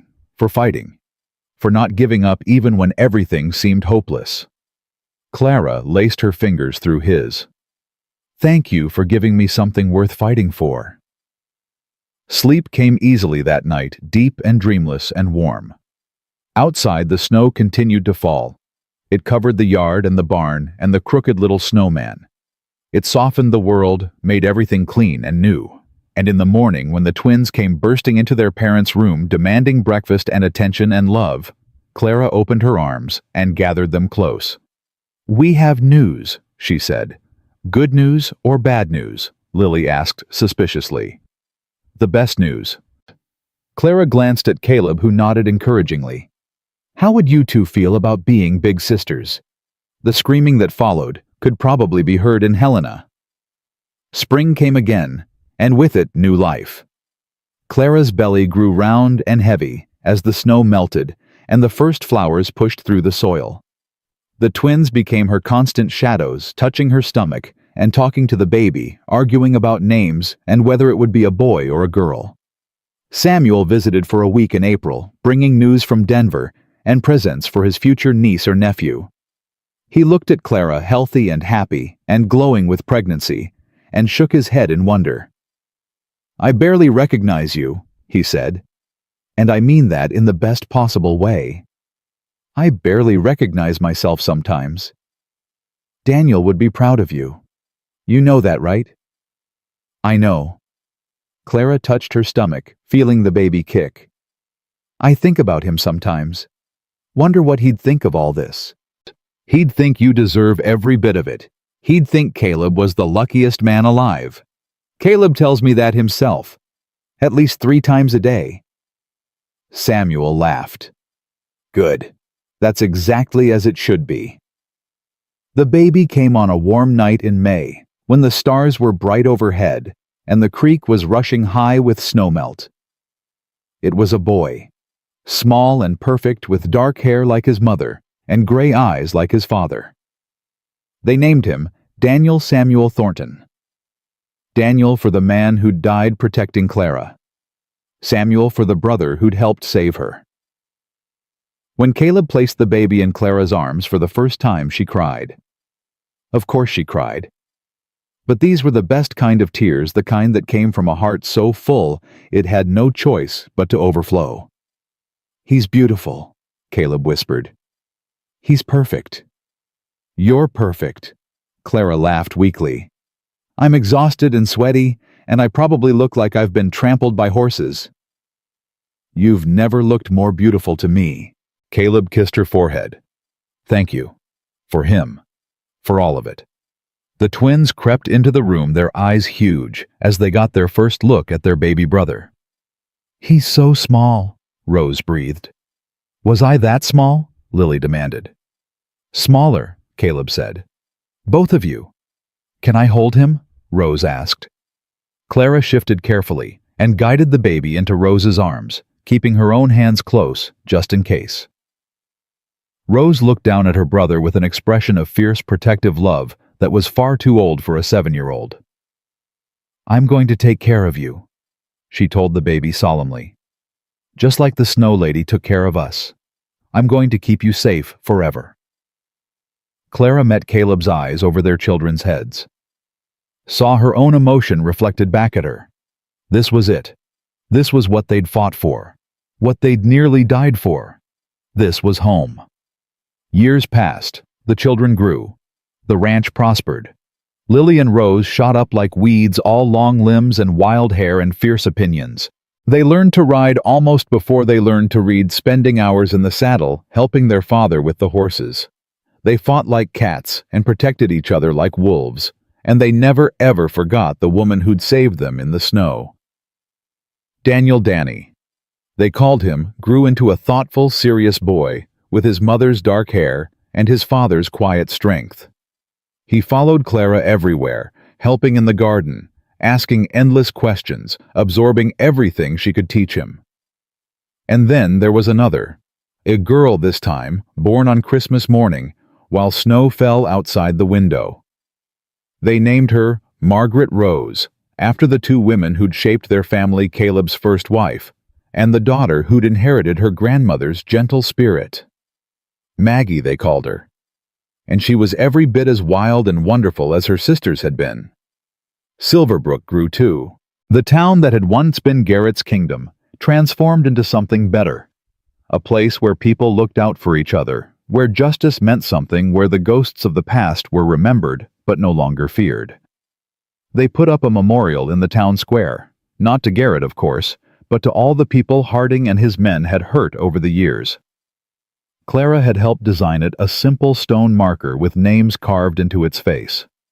Daniel's name was there along with dozens of others.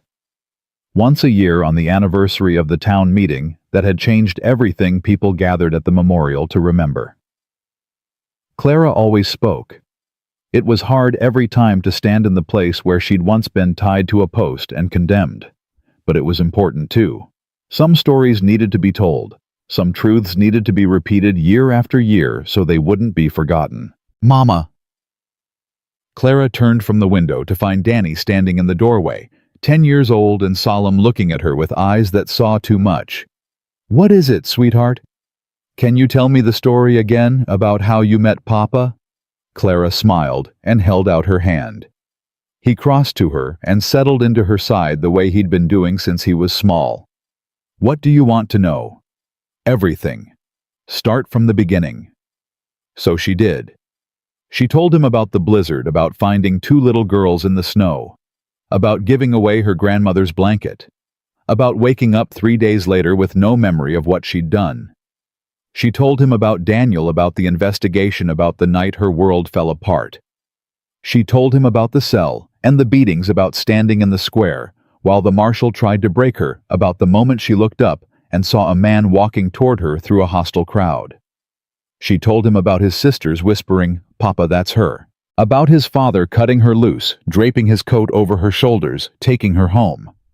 She told him about the fever and the memories flooding back. About Samuel's arrival with the evidence that would save her.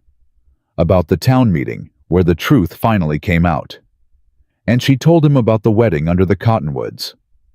About the first snowfall and the pregnancy, and the moment she finally let herself believe she might be happy. "That's a good story," Danny said when she finished. "It's a true story. That's better. Do you think it could happen again? To someone else?" Clara thought about the question.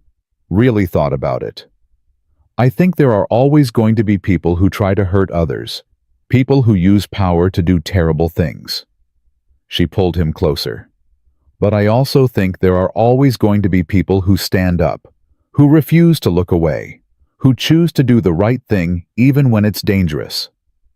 Like Papa did. Like Papa did.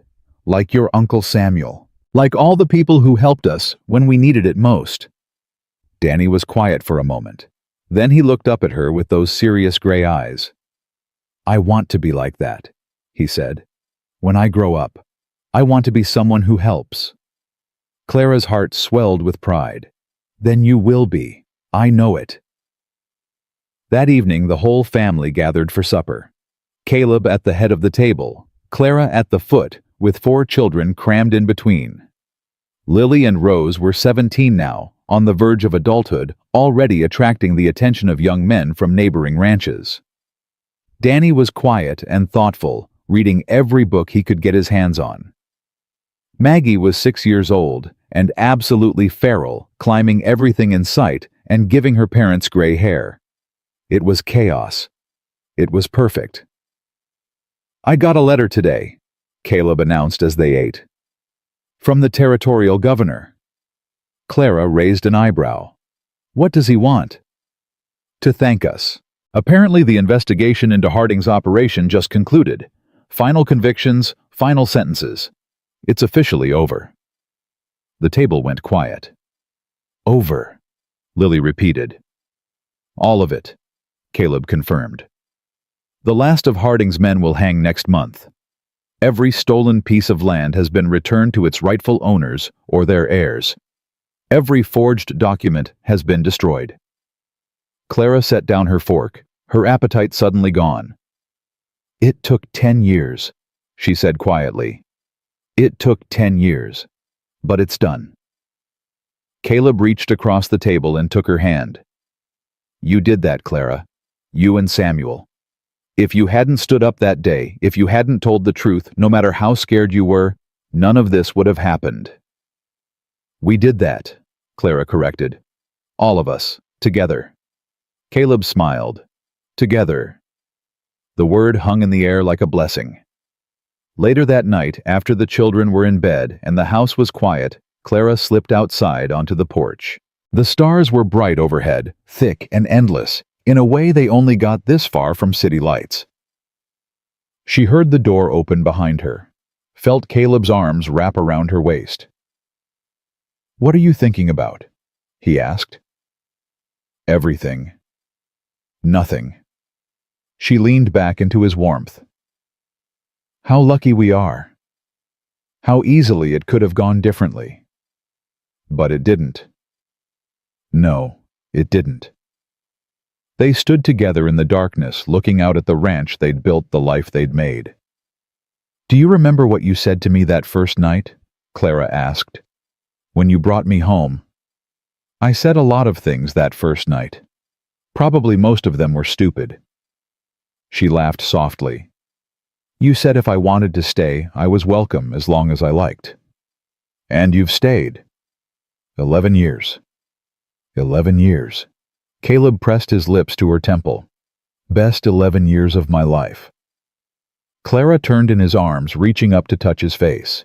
There was gray in his hair now, lines around his eyes that hadn't been there when they met, but he was still the man who'd walked through a hostile crowd to claim her. Still the man who'd listened to his daughters when no one else would. Still the man she loved more than she'd ever thought possible. "Thank you," she said, "for everything. For choosing me. For fighting for me. For giving me a home and a family and a life I never dared dream I could have. You don't have to thank me. You've given me just as much. I know. But I wanted to say it anyway. I wanted you to know that I know. That I never take any of this for granted." Caleb kissed her, soft and sweet and full of promise. "I love you, Clara Thornton. I love you, Caleb Thornton." They went inside together, leaving the cold and the stars behind. The house was warm, full of the sounds of sleeping children and banked fires. Clara paused in the hallway, looking at the family photographs that lined the walls. Their wedding day, each child's birth, Christmases and birthdays and ordinary moments made precious by the fact that they existed at all. Once she'd been a woman tied to a post waiting to die. Now she was this: a wife, a mother, a survivor who'd learned how to live again. She thought about Daniel sometimes, wondered if he was watching from wherever people went after they died. She hoped he was proud of her, hoped he knew that his sacrifice hadn't been in vain. She thought about her grandmother's blanket lost somewhere in that long-ago storm. The blanket she'd given to 2 little girls she didn't know. The blanket that had started everything. She thought about fate and providence and the strange winding paths that led people to each other. And she thought about love. The kind that asked for nothing, the kind that gave everything, the kind that looked at a beaten, broken woman and saw something worth saving. Clara climbed the stairs and checked on each of her children. Lily and Rose nearly grown sleeping in the room they'd always shared.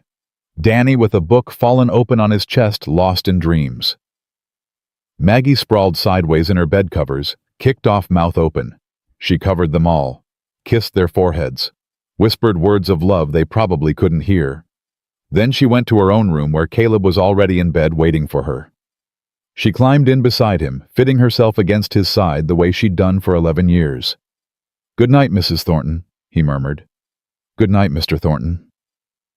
Outside, the wind picked up, carrying the first hint of autumn. Inside, the house settled around them, warm and safe and full of love. Clara closed her eyes, and for the first time in years, she dreamed of snow. But in the dream, she wasn't cold anymore. She wasn't scared. She was standing under the cottonwoods by the creek, watching her children play with her husband's hand in hers, and a whole lifetime stretching out before them. She woke with tears on her face and a smile on her lips. Because some stories don't end with happily ever after. Some stories end with something better, something real. Clara Thornton had once been a woman accused of murder, tied to a post and left to die. She had been beaten and starved and broken in ways that should have destroyed her. But she had survived. She had fought. She had loved and built something beautiful from the ashes of everything she'd lost.